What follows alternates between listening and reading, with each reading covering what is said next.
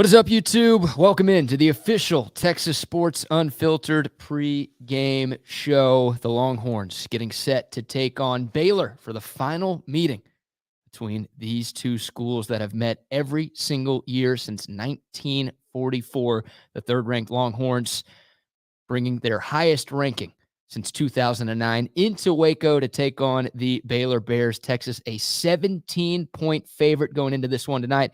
Of course, this is the Big 12 opener for the final time for this Texas football program. Hello, everybody. Welcome to the Texas Sports Unfiltered pregame show, live from the Covert BK studios. I am BK Brad Kellner, alongside Coach Bucky Godbolt. Brock producing as always. We appreciate y'all spending some of your Saturday afternoon with us. It's been a crazy college football Saturday to this point, and we'll give you plenty of scoreboard updates. We'll talk about some of the other games from around the country going on right now. But of course, our focus will be on the Longhorns and the Baylor Bears. Texas trying to win its first game in Waco since 2017. And Buck, they are trying to end this rivalry that they have dominated historically over Baylor. They're trying to end it with one final win against the Bears. Yeah, just stuff one in them before you leave. That's what I like on your way out the door for sure. This is the start of conference play. It's a big football game. It's a big game to the Baylor Bears, but it should be an even bigger game for the Texas Longhorns, I believe. Yeah, that's the hope, right? Baylor is going to be up for this one. We know everyone's going to give Texas its best shot this year.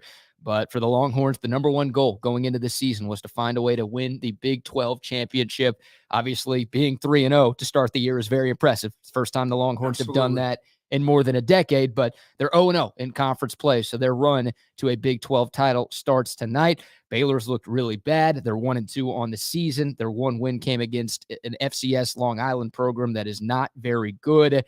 And they got beat up by Texas State in the opener. They lost to Utah in week 2. So, look, the Vegas line kind of tells you everything you need to know, Buck. Texas, a 17-point road favorite in Waco tonight. That's the expectation for the Longhorns to go up I-35 and take care of business at McLean Stadium. Yeah, if they are serious about what they're trying to accomplish, BK, they'll go up there and take care of their business over a really not so good football team right now. Baylor is not at their best right now. I don't know what their best is going to look like. You know, they're playing with a backup quarterback, but the starting quarterback wasn't that good himself. Offensively, they weren't doing anything. In the first game, obviously, Texas State just took them to the woodshed. So it's been tough for Baylor. It's a tough start for Baylor, and it should continue to be tough tonight on both sides of the football, and including special teams tonight. Yep, absolutely. All right, let's hear from Steve Sarkisian. Brock, we'll start with cut number 1. We're actually starting with the first cut for the first time all season. Sark, his opening statement on Thursday when he met with the local media. Off the bat, this is a exciting week for our team, starting Big 12 play. This is always, I love that shift from non-conference to conference play.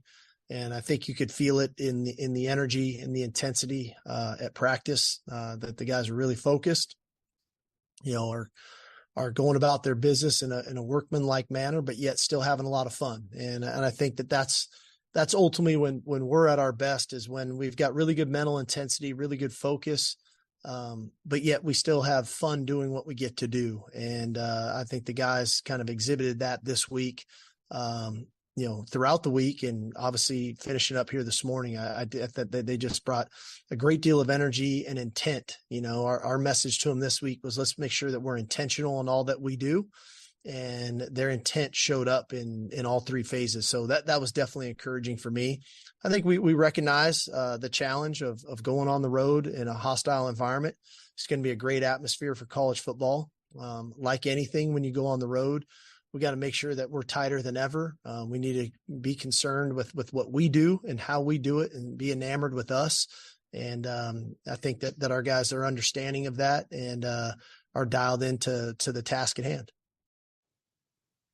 BK, I like the part where one thing is, take care. He means to take care of your business. That's what he means to do. And the other thing about that is, I think you can feel that way. I think you feel excited about a football game, especially going into conference and playing the way you've been playing. You're 3-0 out of conference. Now you get to go play what you're really fighting for. But the thing about this team, this is a healthy team. So you don't go into the week worrying about such and such is not healthy enough to play. We're going to be missing this guy. We're going to be missing that guy on defense.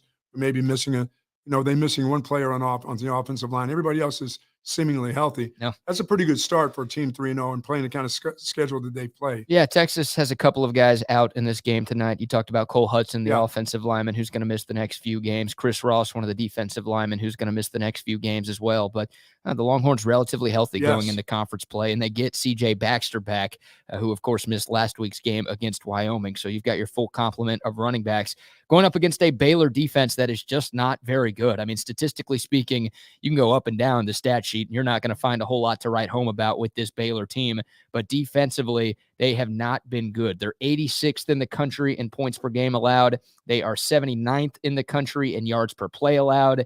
They are 111th in the country in terms of giving up explosive plays. So, look, the Texas offense was not very good last week. They figured it out in the fourth quarter. The run game obviously got going. Jonathan Brooks, maybe the best game of his Texas career. He was able to help put that game on ice. Of course, you had the big Xavier Worthy touchdown at the start of the fourth quarter that gave Texas the lead. That obviously helped.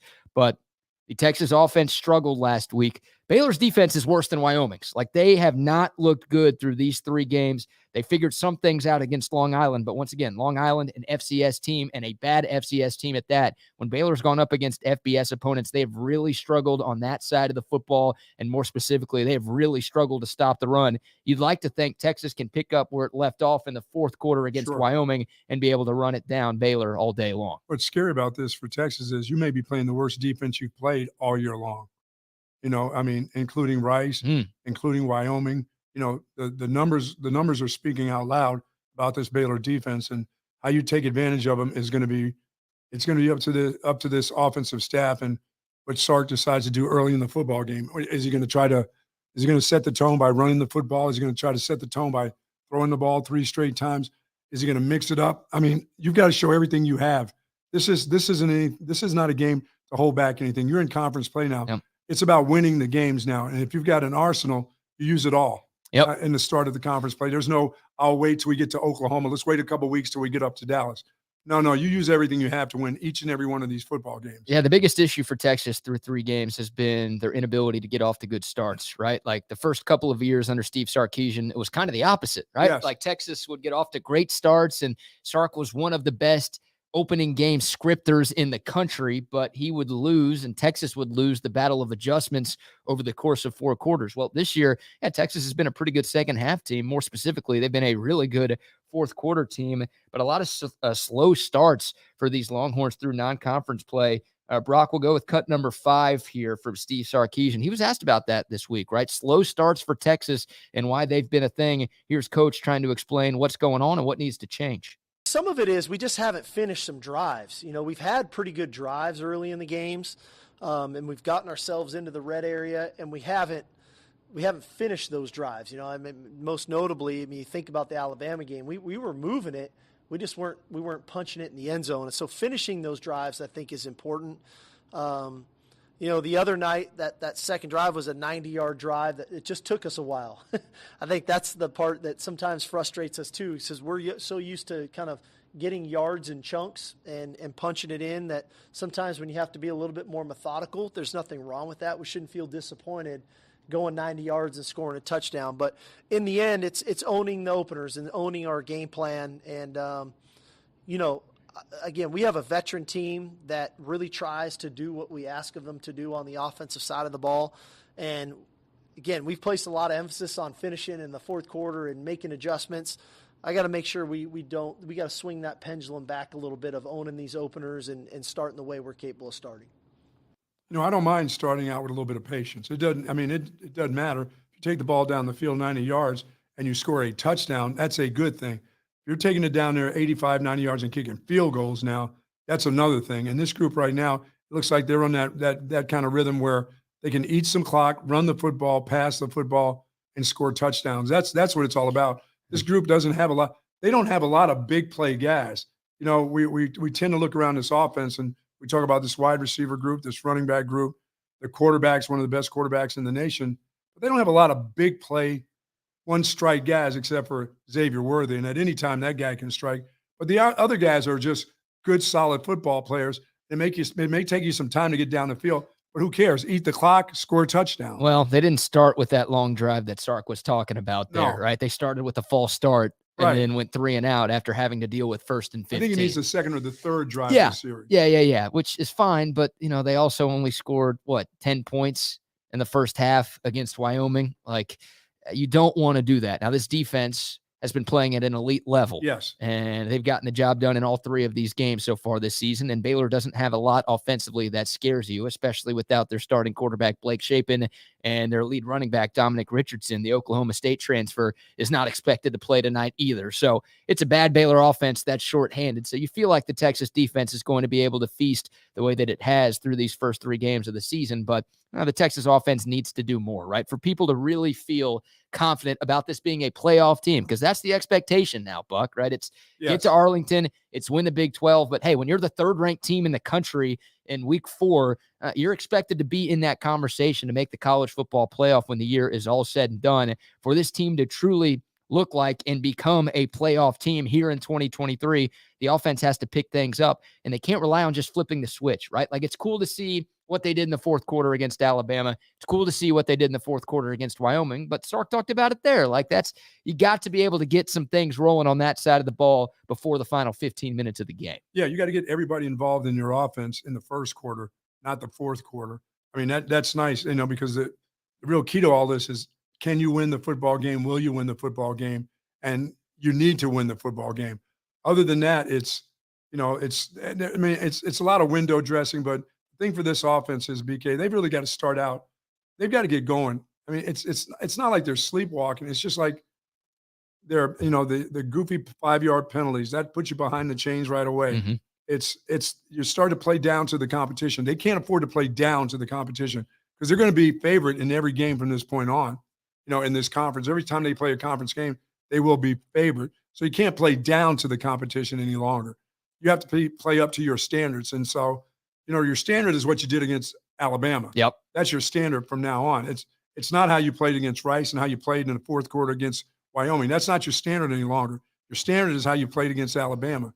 And if you play against Alabama, anybody in this conference where you play against Alabama, there's nobody in this conference going to beat you. Yeah, that's the biggest question for this Texas team, right? Like, are they beyond playing down to their competition? Can they play to that standard that you talked about? I mean, it's lip service, but sadly, that has been an issue that has plagued Texas for a long, long time. And you said it. I mean, Texas is more talented than every other team in the Big 12. We would have said that at the start of the season, but when you go into Tuscaloosa and beat Alabama by double digits the way that Texas did, then no, it's clear and obvious that you got something cooking this season.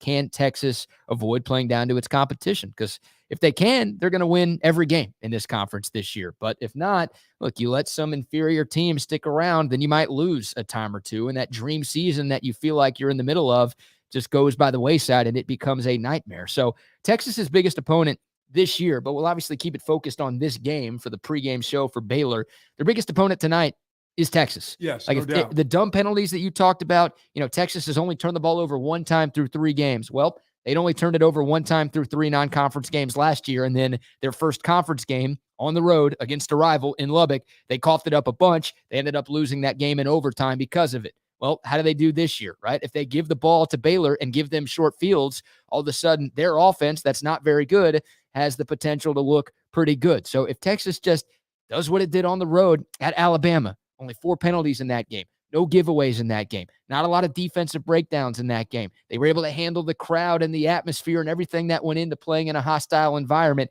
If they play half as good as that game, you feel like they will take care of their business tonight. And if they play the way that they're capable of playing, then they're going to cover this 17-point line and win this one going away. Well, you have to expect the unexpected tonight. I mean, you just have to. That's the only chance for Baylor to win this football game. They're not going to go man-to-man, bone-to-bone with you and win the football game. You're just better than they are. So expectations, offensively and defense, they're not going to do the things you saw on film. They're going to do some different things. They're going to take some sets from the offensive side of how people have, got over on your defense, and the same thing for the defensive side. Anything that somebody has had success in this early season against you defensively, they're going to throw it at you tonight. Dave Aranda's not going to sit back and he knows he's outgunned in this. Yeah. He knows he doesn't have his quarterback. He doesn't have his running back.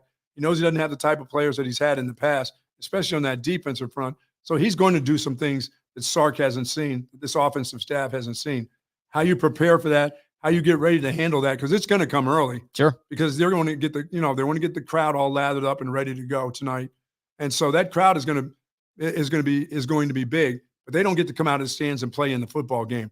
That group over there, the 11 that play, you're better than that 11. So you have to find out ways to defeat them. And if you have to out-physical them like you do in the fourth quarter so far this season on teams, really decent teams like Alabama, a good Wyoming team that you got them in the fourth quarter, you got to start that out immediately on Baylor. It can't be a fourth quarter thing. It's got to be a first quarter thing. Right. You have to play like a champion, like you intend to win the conference championship. Yeah, and you said it, Buck. Like, Baylor doesn't have the Jimmies and Joes that Texas does, but they also don't have the Jimmies and Joes that they've had in the past few seasons. And I don't know if you watched either of their first two games, that was pretty obvious. I mean, they got dominated in the trenches by Texas State in that season opener, and that game was in Waco too. So, yeah, Baylor, they just don't have the personnel to hang with Texas if Texas does what it's supposed to do and takes care of its business. But if Texas makes those mistakes, they let Baylor hang around, then you're flirting with disaster like Molly Hatchet if you let Baylor keep this one close. And look, this game matters to Baylor. Like, we know how much the Alabama game meant to Texas. It was a focal point all offseason long. Hell, it was a focal point since Alabama beat Texas in Austin last season, right? That was a game Texas fans, the Texas coaches, the Texas players all had marked on their calendar for like a full year. Well, that's kind of what Texas is to Baylor, right? And we'll go to cut 10 here, Brock. This is from Dave Aranda's press conference on Monday. I think a lot of you have heard this. We talked about this on our show this week, and a lot of Texas fans have heard this from Dave Aranda. But this is a huge game for Baylor. This quote right here from Baylor's head coach kind of tells you the importance that this game holds for the folks in Waco. Here's Dave Aranda talking about playing Texas. No, I appreciate that. We are going to talk about that. You know, I think as an aside to that, but probably not an aside, is I can't tell you how many times this offseason it's been, hey, Dave, just win one game, please. You know, and so that has been brought up to me multiple times. And so, you know, I sense it and I know it. And, you know, I'm blessed, and we're blessed to be able to do something about it. And so, but we're definitely going to talk about the history and just some of the bigger games in the past, because I think that's way important with something like this. Those are the cuts would be in my locker room right there. Yep. That would be playing in my locker room before the game. That'd have been in the locker room all week long. You know, I mean, the Jolly Roger there, I mean, he couldn't get any happier than he is about life itself. And I'm happy for Coach Aranda, but my goodness, I mean, you know, people keep coming up to me asking me all the time, Buck, can't wait for you to hit that lottery. You know, you and I are going to share in that lottery. So this will be like hitting the lottery for Dave Aranda, because everyone keeps talking to him about that Texas game. Yeah, well, if he wins this one, he might buy himself a little bit more time in Waco. I mean, we saw it with Cliff Kingsbury. Now, the difference was that was the last game of the year for Texas Tech a few years ago when they came into Austin and beat Texas and pulled off that upset. But it bought Cliffy another year. What does Cliff Kingsbury smell like, Buck? Like a fresh tossed salad. Yeah, you've always said that, and I've still been very confused. Very clean, very clear. Like when you open up that, if you're in Colorado in the morning, you open up the doors, you take that first deep breath. That's what Cliff Kingsbury smells like. Tossed salad, huh? Even today. Even to this day. Even today? Yes. Okay. Yeah. Well, whatever he smells like, that game bought him another year. Yes, it did. And look, if Baylor goes like 2-10 and one of those wins is against Texas, I don't know if that's going to be enough to keep Dave Aranda around. Well, but if he makes it to a bowl game, if he wins 6 games. Yeah, if his seat's starting to warm up a little bit, which it feels like it is, a win against your biggest rival. And look, we as Texas fans don't feel like Baylor is our biggest rival, but I think Baylor fans feel like Texas is one of, if not their biggest rival. So a win against a rival is just what the doctor ordered when you are trying to fight for your job. So this is a huge, huge game for Baylor. This is a huge game for Dave Aranda. And he told you right then and there, like, there's a little confidence to Dave Aranda there. Oh, we're blessed that we get to do something about it. Right. Like, that's the one we get to know. You get to be the sacrificial lamb, Coach. Yeah. Well, considering what it should be. Considering how bad his team has looked through these 3 games, it's like, really? You're trying to sound confident? Like, we've all seen what's happened to your team through these first 3 weeks of the season, but he clearly feels pretty good about his team. And once again, he has clearly made it a point of emphasis to go out and put on a show tonight against the Horns. Well, I'll say this, and I don't want to seem like I'm whining, and I may be whining just a little bit. I watched football today. I watched the Oklahoma Sooners play Cincinnati, and they were getting screwed by the Big 12 officials. Oh, yeah. They were having calls against them like, why are you trying to keep Cincinnati in this football game? Oklahoma's the better team. And you're calling these penalties. I'm like, what is that? What kind of call is that? Then I just remembered, oh, that's right. Welcome to the new conference, Cincinnati. This is your first Big 12 game. And that's right, Oklahoma. They don't want Oklahoma to beat you. No. And it's a group of officials that we saw last week here in Austin, Texas. It's that same group. They were horrible today. Well, now Oklahoma took care of their business, and Cincinnati's quarterback stank. I was going to say, if the officials really wanted to make a difference, one of them would have put on a uniform and played quarterback. Yeah, because Emory Jones was awful for Cincinnati in that one. But you're right. I mean, there were some questionable calls, and we've talked about that. And it was the same conversation in Norman leading up to conference plays. The refs in this conference, they don't want you in Arlington at the end of the year. You're not going to get any breaks at all this season. So that's what you want to do if you're Texas. You want to take the game out of the Zebras' hands. Absolutely. Like if you're up by 17, which Vegas is telling you should be up by 17, then the refs can't make that game-changing call late in the fourth quarter that swings the outcome of the game. If you just take care of business, then the refs don't get involved, and you don't have to be having conversations like that. Yeah, I mean, if you're not making penalties where they're is it a penalty? Isn't it a penalty? If you're not, shooting yourself in the foot, you don't need them to be involved. You just manhandle this group from Waco tonight. I mean, it just should be that way. It's not the same. You're not just a better physically fit team, I believe. You have better players, and you're the number 3 team in the nation. You're not number 11 any longer. You're not 12. You're not at the back of the pack. You're at the top of the heap now. You need to start playing like you're at the top of the heap, which means you come out of the locker room ready to go playing for a conference championship. What are you going, LeBron here? Not 4, not 5. Oh, no. Not 6. You're 3, dude. You're number 3. Yep, you are. Well, let's hear from Steve Sarkisian, cut 11, because so the Aranda cut we just played was from Aranda's Monday presser, and Sark was asked about that at his Thursday presser. And here's Steve Sarkisian's response to those Dave Aranda comments about trying to beat Texas. I think the first part is this. I'm not surprised. I mean, and I don't think you should be surprised, right? I mean, I've been referenced this all the way back to media days, right? Everywhere we go this year, everybody's going to try to take one more shot at Texas. Okay. So we can sit here and be a punching bag and just take it, or we can go attack people and make sure that they know they were in a fight too Saturday night. And that's our mentality going into this game. And so I don't think our players will be surprised by the environment. We're not going to be surprised as coaches. Our fans shouldn't be surprised by it. I do think going to Tuscaloosa is beneficial because I think it showed to our guys what we're capable of going and doing on the road in arguably the toughest place in the country to go play. So we should gain some confidence from that. But the biggest thing that I think we gained coming out of that game is nobody got enamored with the crowd. Nobody got enamored with the talking from their fans. We were focused on what we needed to do, and we stayed really tight. We were enamored with everything that we had to try to go get done in that game. We stayed together. We picked each other up when adversity struck, and we responded to that adversity when it presented itself. And so we're going to get faced with adversity Saturday night as well. And I think the key to the drill is how we respond to that adversity collectively. And for that to happen collectively, we've got to do a good job picking each other up, and not just rely on the player to respond on his own. This may be a team that's better on the road. This may be a team that's suited to go on the road and win games. Sark has had problems on the road since he's been at Texas, or wherever he's been, he's had road problems. This group right now may be just better getting away from Austin, Texas. They may be good enough to win the games at home, just because physically BK and man-to-man, they're just better. Yeah. But as a group, this may be a better football team when they go on the road, when they gather themselves together at the hotel. It's us versus the whole city of Waco. It's us versus the Baylor University, not just the football team. It's us versus all of them. Yeah, Chip and JoJo can get it. Yeah, that's right. Yep. All of them. It's us versus all of them.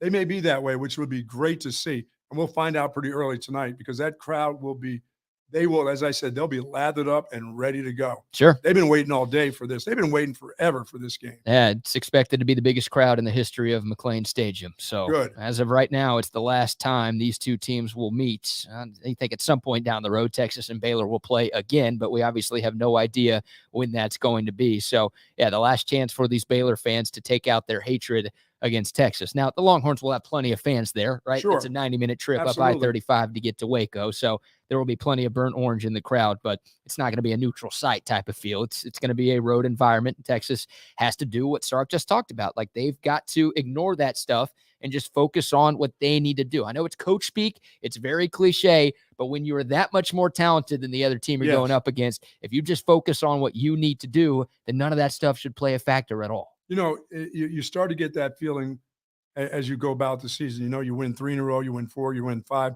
All of a sudden, you start practicing like champions. You start walking like champions around.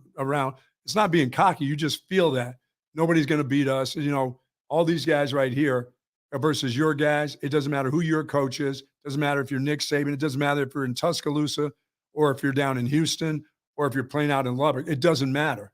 You know what I'm saying? It just we have better people all around to take you on. And I think I'll start seeing that a little bit tonight. You know, that'll be very interesting if we watch this Texas team play like champs, walk like champs, you know, from first quarter to the fourth quarter, play special teams like champs. It'll start. I think Texas fans will start to see that. And hopefully tonight is the beginning, not just in a game that you win by, you know, a field goal or a touchdown, but you go and really take care of your business from the beginning of the game or till the final gun is shot off. That's how the champions, that's how they play. That's how they practice. Is this a group of champions? Is this a Big 12 championship kind of team? Will they win the championship? It starts tonight, and let's just see how they handle themselves. Yeah, I know it's something you and I talked about during our shows this week, by the way, Bucky and BK, weekday mornings from 8 to 10 on Texas Sports Unfiltered and on the free Texas Sports Unfiltered app. Texas only needs to win every game by 1 point. Right? Like the standings involve wins and they involve losses. So if Texas wins this game tonight by 1 point, then, hey, that technically counts the same as a 50-point win. But for fans to feel really confident that this is a Big 12 championship team, that this is a college football playoff team, this is one of those games where the Longhorns should be making a statement. Yeah, why would you want to put any doubts in anybody's mind? Baylor's not the worst team in the Big 12. Like, Baylor's not the worst team on Texas's schedule. Right. Houston's really, really bad. Iowa State's got some serious issues right now. Those teams are probably worse. You could maybe make a case for some of the other teams that the Longhorns will play being worse than Baylor this year. But this is one of the bottom half teams in the conference. I mean, once again, Baylor got crushed by Texas State. They were down 42-24 at one point in that game. They didn't look like they belonged on the same field as Texas State in that one. And Baylor's only win was against a bad Long Island team that I think has like 8 wins in the last 5 seasons in FCS play. So Baylor didn't even look that good last week. It's not like that game was smooth sailing. It was 16-7 in the third quarter against Long Island last week in Waco. So this is one of those games where it's like, dude, punish them. You got to punish this. If you don't, it's like how you start to worry about, you know, maybe even Kansas next week, but especially Oklahoma in a couple of weeks and K-State and some of the other tougher games that you have on the slate. And Thanksgiving, bringing the commissioner with them and everything. Yeah. I mean, this is where you go and you just crush a team. You crush all their hopes. When halftime comes, you're up, and they're trying to figure out, you know, who they're going to put, what bodies are they going to put in the game. That's what your team should be like. This defense should smother that offense. Yep. That Baylor offense should not score touchdowns. They should be kicking field goals, if anything. They should kick. If they're, for the Baylor Bears tonight, kicking 3 field goals ought to be that's it. No touchdowns. No touchdowns. It'd be 9 points. Here you go. Here's your 9 points. Okay. You kick 3 field goals, have a good time. And for Texas, they should be scoring in the 40s tonight against this group. That'd be nice. They haven't gotten to 40 yet this season. We'll really dive into some of the numbers here in a moment, but a couple of announcements to make.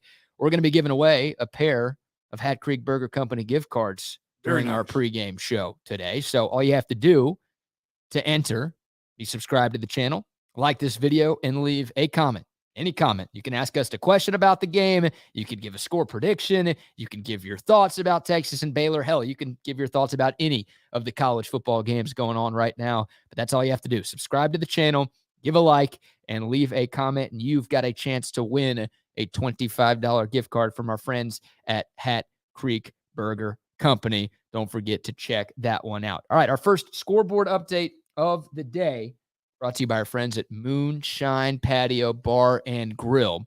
We'll give some love to them in a moment. A lot of people talking in the YouTube comment line, brought to you by our friends at Clean Cause, about Oregon and Colorado. Halftime in Eugene, the 10th ranked Ducks leading the 19th ranked Buffaloes 35-0. Too much depth, just way too much depth, too good of a football team. And that thing is about to come to an end. I thought it would over the next 2 weeks anyway. Yep. With Oregon and USC, because if you think Oregon put 35 on them, Lincoln Riley's going to try to put 60 by halftime on them. Well, apparently Dan Lanning, the head coach of Oregon, on his way to the locker room at halftime, told the sideline reporter that they're not done. So Dan Lanning, he was talking some trash about Colorado in the offseason. People have now seen some of the pregame speech before this game today. Right. He's got it out for Colorado, and yeah, it doesn't sound like the Ducks are going to be taking their foot off the gas. No. So a little bit of a reality check for Colorado. Some other action, a couple of other ranked games going on right now. Number 11, Utah leading 22nd ranked UCLA 14-0. That game in Salt Lake. Alabama. Are we rooting for Alabama today? How do we do this? We have to root for them, yes. Well, they lead Ole Miss 9-7, 3 field goals for the Crimson Tide. They do have the ball in the Ole Miss red zone. So Bama was down 7-0 early. They've scored 9 straight. They're trying to put a few more points on the board against Joey Freshwater and Ole Miss. From Del Boca Vista. Yep. Our brethren in San Antonio, well, not doing great. Tennessee 31, UTSA 0. That game's in Knoxville, but I was hoping UTSA would keep that one close. Not so much. A few games that have gone final from earlier today. Bucky's sleeper team, the second-ranked Michigan Wolverines, because they're a sleeper. Yes. They beat Rutgers 31-7. The game of the day so far, number 4, Florida State in overtime, knocking off Clemson in the Fake Death Valley 31-24. And then Big 12 action, 16th ranked Oklahoma. They improved to 4-0 with a 20-6 victory over Cincinnati. Yeah, Dabo, you might want to run that ball for that first down, 4th and a foot, instead of throwing a quick screen out. Bad bit. Bad. You may try to run that ball for 1 foot twice. Yep. Instead of throwing a quick screen. A couple other Big 12 scores to get to. 3 conference games in progress. Kansas leading BYU. This is an interesting one. Of course, the Longhorns will welcome the Jayhawks to town next weekend. Kansas 21, BYU 17, early third quarter there. West Virginia over Texas Tech 13-3. Interesting. No idea what's going on with Tech's offense in that one, but the Mountaineers with the early second half lead in Morgantown. And then call your cousins. Iowa State is winning a football game. They lead Oklahoma State 20-14, very late second quarter in Ames. Gundy's still celebrating that 16th anniversary of his rant. That's what it is. Mm. Hadn't quite gotten over, from Friday. Well, South Alabama is a pretty good football team, yes, apparently. We learned that last week. All right, there's your first scoreboard update brought to you by our friends at Moonshine Patio Bar and Grill. Love this place. Oh, yeah. Moonshine Patio Bar and Grill is a place that takes you back to a simpler time. Comfortable and familiar, relaxed and easygoing. Moonshine greets guests like family, serving up great cooking with an innovative take on classic American comfort food. Moonshine's menu satisfies even the big city tastes. And our friends at Moonshine are celebrating 20 years here in the Austin area. They want to thank all of you for your support over the past 2 decades. I got to say you're welcome because I've spent a lot of money at Moonshine over the years. Great brunch. So you're welcome for the support. Great brunch. Great brunch, great dinner as well. Oh, yeah. They've got you covered. Yeah, Sunday brunch tomorrow, Absolutely. Hopefully celebrating the Texas win before the NFL action. Go out to Moonshine, 2 locations, 1 downtown, 1 in Avery Ranch. Go to their website, moonshinegrill.com, for more information. All right, let's dive into some of the statistics for this Baylor football team. Let's sort of really dive into what Baylor's going to bring to the table tonight against Texas. We talked about it. Their quarterback, Blake Shapen, he's injured. He is doubtful for this game, but by all accounts, he is not going to be available for Baylor. So the expectation is Sawyer Robertson, the transfer from Mississippi State, a guy who was recruited by the late, great Mike Leach. He will start again for the Bears tonight. The Baylor offense, though, they want to run the football. Like, that's the identity of what they try to do. A lot of outside zone. They love misdirection, a lot of pre-snap motion. They like to pull their guards. They really test the eyes and the gap discipline of opposing defenses. The problem for Baylor, the run game hasn't been great. Only 3.8 yards per carry. They're third to last in the Big 12 in rushing success rate this season. And I mentioned it earlier, Buck, Dominic Richardson, their leading rusher, the Oklahoma State transfer, he's not expected to go. He's dealing with a high ankle sprain. So Baylor wants to run the football, right? They kind of want to do what Wyoming did last week, where they just have long drives and keep Quinn Ewers and the Texas offense on the sideline. The good news for the Longhorns is that's been a strength of this defense for the last year and a quarter. Yeah, the good thing is Jalen Ford will be right there in the middle waiting as they try to, he'll keep his eyes right on the spot that he's supposed to have. His concentration and his discipline, BK, have been pretty good over the last year and a half. This guy knows how to play the game, and he will be right there for the run game. And I like the fact that what they really want to do, they do want to run the ball. They don't, with a backup quarterback, they don't want to spend their time going 3 and out, and giving the ball back to Texas and Quinn Ewers. They like to keep Quinn right on the sideline along with the rest of this kind of big play offense. So yes, they're going to try to run the ball. They're going to try to run some clock. They're going to dink and dunk with the quarterback that they have. But as you said, they'll try a little bit of everything. They're going to get outside the box too offensively. You don't think they haven't been trying to practice some trick plays, halfback pass, things like that? I mean, they got nothing to lose. Yeah. They really don't. Baylor's, like, their offense, I don't know if it's their game plan. I don't know if it's just Sawyer Robertson not knowing. I think more it's Tom Sawyer. Tom Sawyer? What do we got? Yeah. We got Huck Finn playing receiver for them today. I think it's more that dude. They really can't do much with him. And then Neil Peart is the running back. Now we're going with the band rush. Tom Sawyer. We're all over the place here with that reference. This is weird. Like, Sawyer Robertson's not very good. His completion percentage is less than 50% this season. That's bad. He has the longest average distance of target of any Big 12 quarterback. Baylor throws the ball beyond 20 yards more than any other team in this conference. So they try to take deep shots, and they kind of look like Texas against not Alabama when they try those deep shots. They're not working very well. Yeah, but like that's been their game plan. It's like run the ball and just take deep shots over the top and hope that they work. Well, the problem for Baylor is they haven't worked, but that, I think, is going to still be their game plan. Now, you're right. Expect the unexpected. The Sark excuse that he's given after 2 of these 3 games where he says, we weren't expecting them to do that. That's okay after a win. That's not going to fly after a loss. No. But Baylor, like, I still feel like they are going to try to run the ball, and they are going to try to hit you with a couple of deep shots, because that to me is their best offense. I don't know if they're really good at anything else. I'm not even sure they're really good at that. Well, I know one thing they can't spend their time doing, trying to throw out routes and hitches like Wyoming did late and have them picked and going the other way. Because these Texas cornerbacks, after a while, they start to time you up. They start to take a guess. You get a lead, they start to take chances. And if you start throwing these late outside routes, they've got cornerbacks that will take it back to the house. They don't just bat them down. They intercept them, and they go and score with them. So Baylor's got to be really, really careful of that. If they change their game plan, like you said, BK, it's all right to throw bombs that are overthrown by everybody. At least if my guy doesn't catch it, your guy doesn't. But if you start throwing those timing routes outside and you don't get them out there, and your quarterback's not, if Sawyer's not on the money, guess what? They're going the other way. Yeah, they should. They absolutely Texas got a couple ball hogs out there on the corners. Jaron Thompson has been the big one, right? He will take a chance now. Yep, absolutely. God, just looking at some of these Baylor offensive numbers, I mean, their offensive line has been awful. And there aren't a ton of O-line stats that are out there, but a couple that I found. They are averaging 2.18 line yards per carry. It's basically just run yards before contact. That's 125th out of 123 FBS teams. They are 127th in the country in 3rd and 4th and short conversion rates, too. They only have 1 starter back from last year on the offensive line. And how about this? It gets worse for Baylor. They are dead last in pass blocking efficiency in the conference. They've given up 28 pressures in 3 games. That's 11 more than anybody else in the Big 12.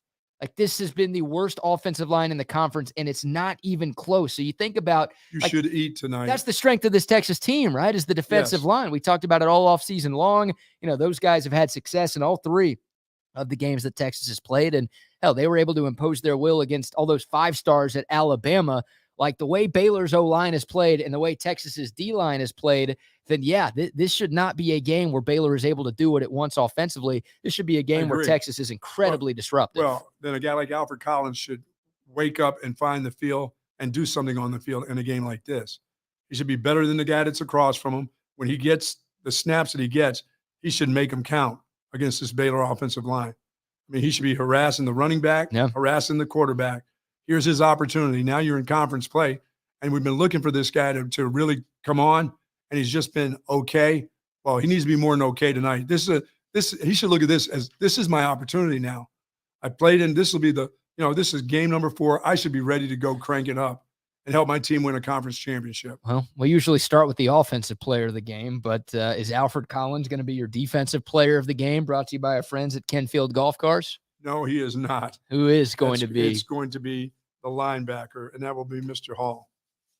No, I'm not. I mean, it's Mr. Ford. That's going to be Mr. Ford. Okay. I'm not messing around. Oh, I'm not messing around thinking. lame. Yeah, I'm not messing around thinking that somebody's going to wake up. I'm just saying he should, but I'm not going to do that. I'm going to go with the steady Eddie. Yeah. Jalen Ford. I'm going to go with Jalen Ford. If they're going to try to run the ball, I expect him to be in the right gaps. I expect for him to have an awful lot of tackles tonight.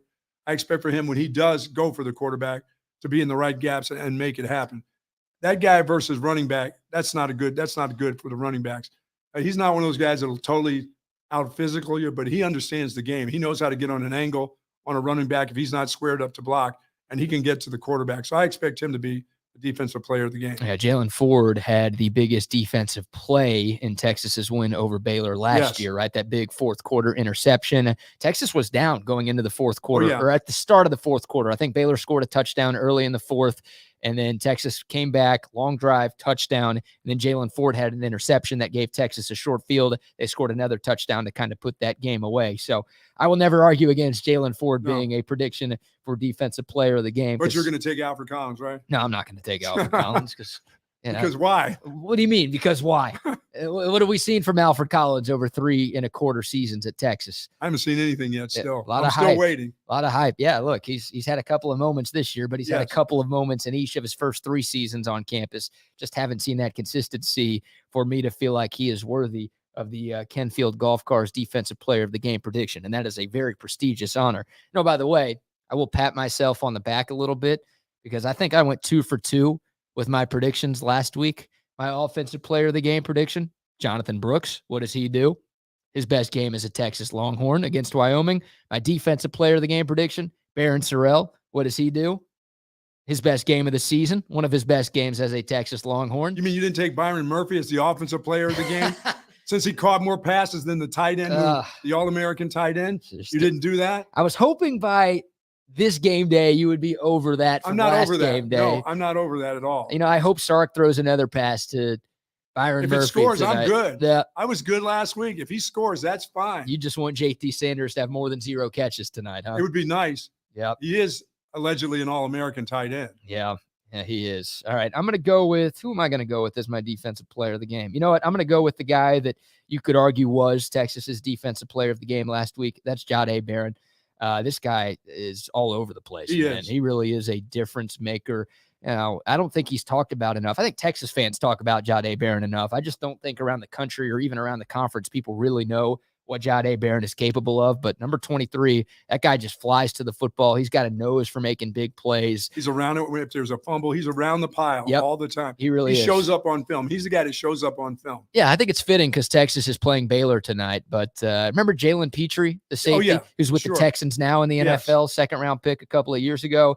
Like, Jahdae Barron's not that good yet, but Jalen Petrie, man, whenever Texas played Baylor, I felt like they had 2 Petries on defense all the time. Like, that's just, that guy was everywhere. That's kind of what Jahdae Barron is becoming. To where just like wherever the football is, it's like, the 23 is right there just on every single play. I said it last year. If Texas had 11 guys just like that, at that size, they would be devastating. Yep. Even though they had good defense last year, I said, if every one of them was that guy, you'd have trouble scoring against him. He understands the game. He does indeed. You know? So I'm going with Jahdae Barron. You're going with Jalen Ford as our defensive player of the game. Is brought to you by Kenfield Golf Cars. Love those cars. Oh, yeah. If you're in the market for a new or pre-owned golf cart, we've got good news. Our friends at Kenfield Golf Cars, they're right around the corner. They've been around since 1979. What is that, more than 4 decades, Buck? I've been around longer than that. You've been around for 14 decades. So, yeah, you've been around longer than most. You're about to turn into dust, I'm worried, at this table. Kenfield Golf Cars, they've got an unparalleled selection of different golf carts available in new or used. They want to turn your golf cart ideas into reality. No job too big, no job too small for their team. If you have a golf cart and you want to turn it into your own design, or if you just want them to build a golf cart to fit your needs, nobody does it better than Kenfield Golf Cars. Go to their website to see what they can do, kenfieldgolfcars.com, or give them a call, 512-258-8515. We thank them for the great partnership with us at Texas Sports Unfiltered. Love it because, the Covert family has bought golf cars from them. Yes. Before out there in the Hutto area, and also at Covert Lincoln right here in downtown in Austin. They've bought golf cars from them. They don't only rent it from them, but they bought new cars from them. Yep. So if you're looking for it, if you had a deer lease or you've just got a big piece of property, you want to put some folks and take them around, show them your property, get it right there from Kenfield. Absolutely. Absolutely. All right, let's switch gears here and talk about this Texas offense, Buck. I mentioned some of Baylor's defensive numbers earlier. They're not good. They're 86th in the country in scoring defense. They're giving up a ton of explosive plays. They're awful against the run. Baylor ranks 106th in rush defense. And I go back to that Utah game a couple of weeks ago. Baylor was in control for the majority of that one. Yes, they were. They were up 13-6 with like 3 minutes left. Utah scores the game-tying touchdown. Sawyer Robertson throws a terrible interception. Utah scores in the final minute to ultimately win that game. Utah was able to come back by running the football. They had 47 rushing attempts in that one, and they just wore down Baylor as the second half went along, and that's how they were able to come back and get the win in Waco a couple of weeks ago. Like that, we'll get to Quinn Ewers because obviously he is still a major talking point for Texas fans because it's Jekyll and Hyde with Quinn Ewers. You're not exactly sure which version of QB1 you're going to get. But it shouldn't be a huge Quinn Ewers game. You shouldn't need Quinn Ewers to throw the ball 30 to 35 times to be able to have success offensively against this Baylor defense, Buck. It feels pretty easy. Just run the ball with this Texas O-line, with C.J. Baxter back, with Jonathan Brooks playing the way that he has over the last couple of games. It should be an easy blueprint for Sark and company tonight. Yeah, I mean, they've got a physical runner in Jonathan Brooks, and he should come right out of the gate. I'm not talking about in the fourth quarter because we understand what that kid is like in the fourth quarter. He's massive in the fourth quarter.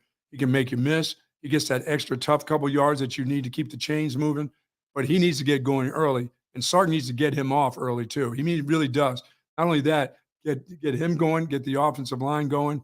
I mean, get them all going, but no better way than to shove it right down their throats early in the football game. All right, hold on here. Do you have to go back to that? Dude, Brock and I are looking at each other. Of course you are. You can't say get him off and then shove it down his throat in the same sentence and not expect me to react, okay? You shouldn't react to that. Why should I not? What are you talking? We're doing a pregame show for football, not for OnlyFans, dude. No. What are you talking about? This is coach speak. Why? Oh, Sark is going to get one of his players off? That's coach speak? Yes. That's gross, dude. What is wrong with you? What is wrong? You said it. I didn't say it. What's wrong with me? You are going to have to go. You are going to Temple here on Monday. Yeah, Monday is the Day of Atonement. Yes, I don't have to atone for you talking about coaches getting players off, dude. That's you. You got to go to Temple. Get him off to a good start. That is different. Do I have to add that on there for you? Now, who's shoving what down whose throat? Texas is shoving the ball down the defensive line, their throat. Just one ball. This is a Kevin Dunn situation, not a 2-ball deal. No. Just one. Phrasing, man. This is a family program. Or let's bring me a new ball in. We'll shove that down their throats too. Oh, who cares? God. No, get Jonathan Brooks going early in this football game. Yes. I mean, last week was a game for him of 160 yards. Yep. Easily 200-yard game last week could have been. Yeah. Easily. Yep. And have this kid get going, get him cranked up because you're going to need him throughout the season. I'm not quite sure of C.J. Baxter yet because so far every game he's been in, the next week, he's not been able to play, or he's been banged up. And that's the youthful, hey, I'm just out of high school. Can he start and finish a game, please? Like, I want Jonathan Brooks to be the number one running back. I know you do too. Yes. But, like, C.J. Baxter's going to play tonight. Can he stay healthy for 4 quarters? Are we asking for too much? 2 series? Yeah, are we asking for too much here? He's young. I've seen young backs. I've been around young guys that, they're like thoroughbreds. I mean, dude, if they just get a little nick, look out. They have to be all the way better in order to get back in a game. He'll have to start understanding these little bumps and bruises that he has. He just has to learn how to play with them. Yeah. But he's not quite there yet. When he gets banged up, you look on the injury report. It's he will he's able to play, but we're not probably going to play him this week. Right. Because that means he gets to practice. He doesn't practice that great, being a little hobbled up. That's all. I think Baxter, he'll get it. Yeah, I think he could have played last week. Like if Texas was playing Oklahoma instead of Wyoming, I think CJ Baxter would have been out there. Like that's the way Sark made it sound. Well, that's the way all coaches make it sound like when you're after you beat a team down. That's true. Yeah. That is very true. Yeah, he could have played. But he should be fresh for tonight is my point because he didn't play last week. Like, Absolutely. I don't know if he's 100%, but he should be very close. He should get some snaps tonight. But Jonathan Brooks should get the majority of snaps. I thought that from the get-go anyway. Yep. That he should have been the guy. I still believe he's the guy. I believe he can take that workload. I think he can carry the ball 20, 25 times if he has to. I do too. I think he's got that kind of body. I think he has the body lean. I think he takes a hit the right way. And my goodness, he's got speed. Yeah. You know, my thoughts about him originally were, is this guy fast enough, dead up speed, that if he breaks out there, is somebody just going to drag him down after a 20-yard run? But then again, you know, it's only 10 yards for a first down most of the time. So not if we have a false start on 1st and 10. Let's not even talk about that. We can't have that. Those are things we will not have tonight. Yeah. Well, we will not have false starts. This team needs to get going from the get-go. Look, what worked for Texas last year was the ground game. Yes. Quinn Ewers did not play all that well against Baylor, and boy, the O-line really struggled. Ewers was sacked 5 times. I think he had negative 48 rushing yards. Now, of course, in college football, for some reason, sack yards count against the rushing yards, but never liked it. That is a problem, right? I mean, Ewers was running for his life because the Texas offensive line couldn't figure out what Baylor was doing defensively. The good news, what worked for Texas in that win in Austin last year, Bijan Robinson, 179 rushing yards, Rojo, 79 rushing yards. Each of those guys had 2 touchdowns. Texas only threw the ball 16 times. So that should be the blueprint. And Baylor's rush defense last year was better than it is this year. Oh, yeah. I know Texas doesn't have Bijan or Rojo anymore, so Texas's run game isn't quite as good as it was in 2022, but Baylor's run defense is bad, and they really struggle when you just run it straight up the gut. You don't need to get cute. You don't need outside zones. You don't need reverses. Like Baylor has really had a problem this year with teams that have just run it right at them. So you don't have to get cute. Like you said, Buck, you don't have to get fancy. No, this is old school smash mouth type of football that Texas should be able to run. Like our guys are better than your guys. We could tell you we're going to run it straight up the gut and you're still not going to be able to stop it. That's what it should be for Texas. Yeah. And I believe that's what it's going to be. I think Sark wants to get this team, you know, worked up, ready to go in quarter number 1. And what better way than to have Jonathan Brooks get down there, 6-yard carry, 5-yard carry, 3, 4, 12, and really put it. Now you can start using all your play action and all your cute stuff. Yeah. And possibly throwing it to the tight end every once in a while. There you go. Yeah, that'd be nice. How about this? A key number for Texas tonight, Buck. The Longhorns are 20-1 in their last 21 games where they run the ball at least 35 times. That's sort of the magic number. And one of those wins came against Baylor last year. So it should be 45 times against this Baylor defense. Well, last year they ran it, 48 times against Baylor. They won the game.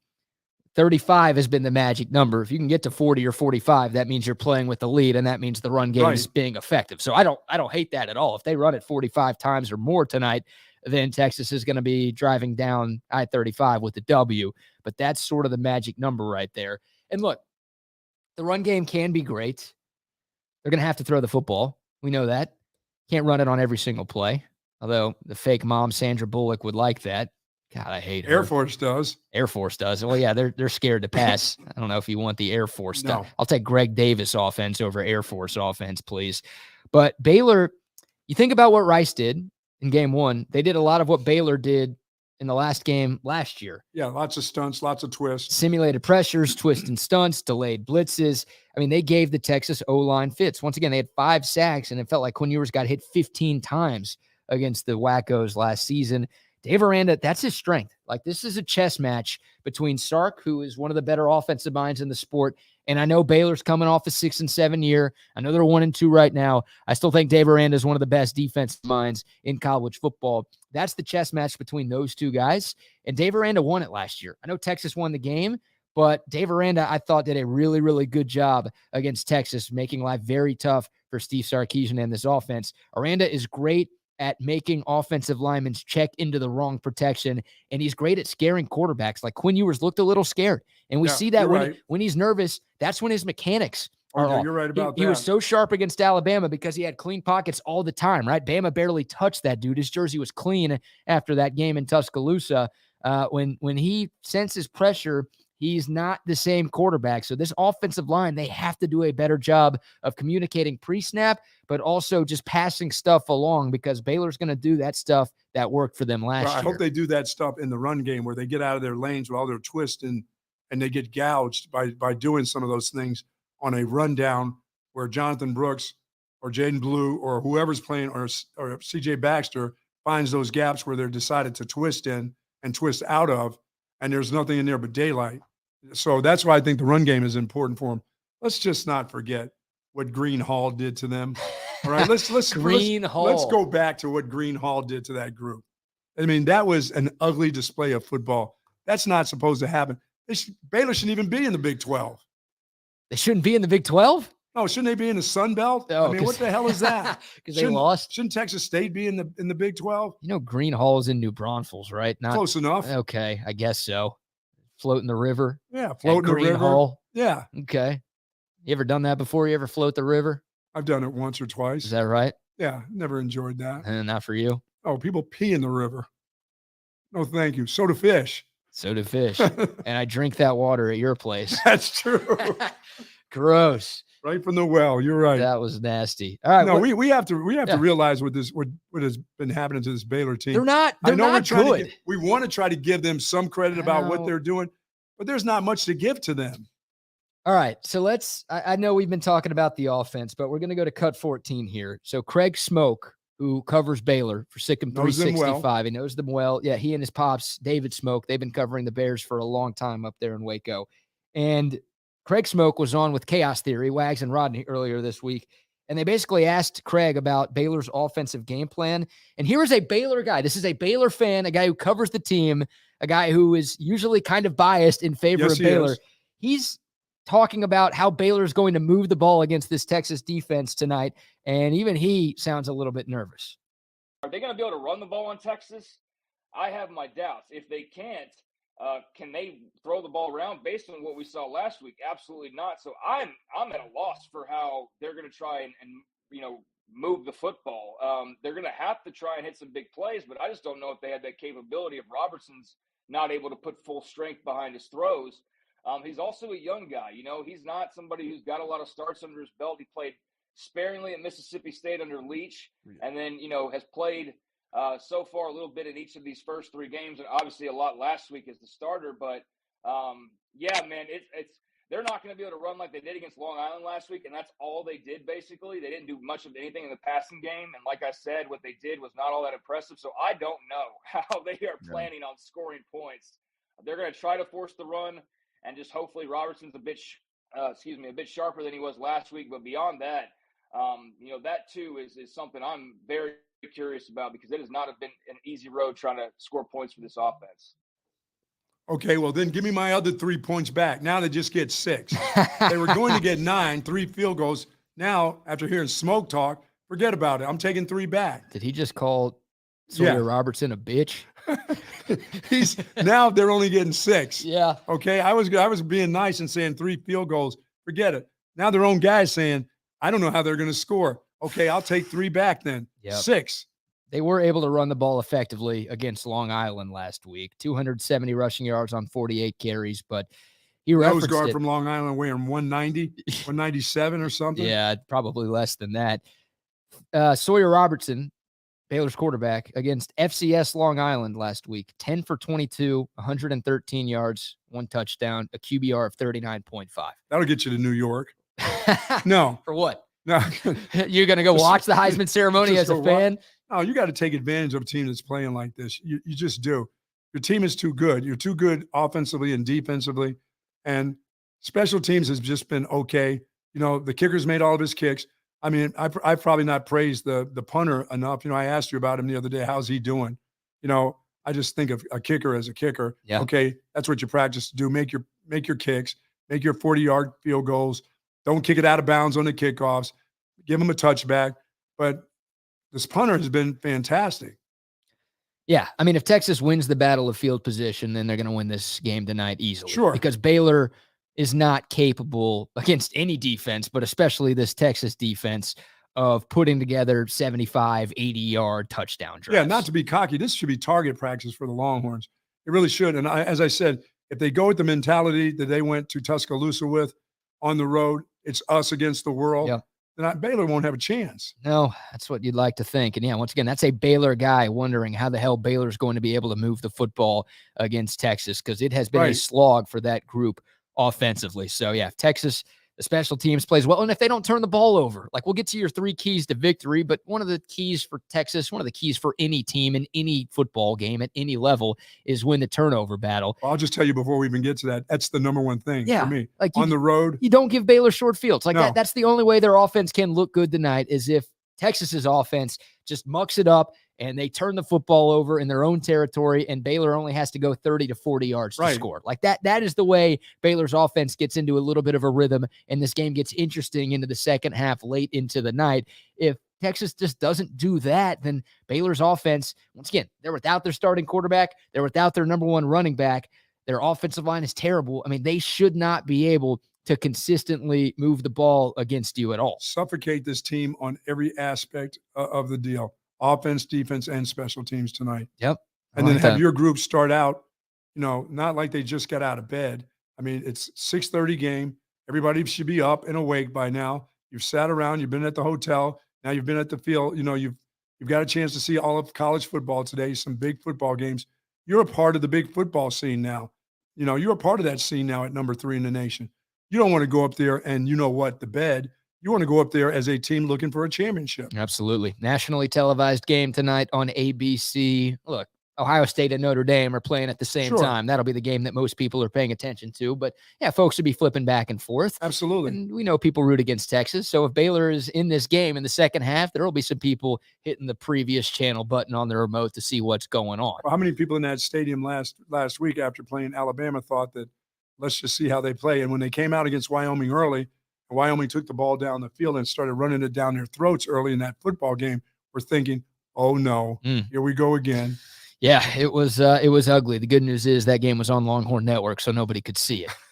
So never again. That's it. Again. I heard some goodbyes there. Yep. On that broadcast, like, I think this is the last one. Yep, that is it. ABC tonight's a different crew. I think it's Dave Pasch and Dusty Dvorak on the call for this game tonight. Once again, ABC 6:30 kickoff. All right, let's do another scoreboard update brought to you by our friends at Moonshine Patio Bar and Grill. Oregon, not done yet. It is 42-0 in Eugene.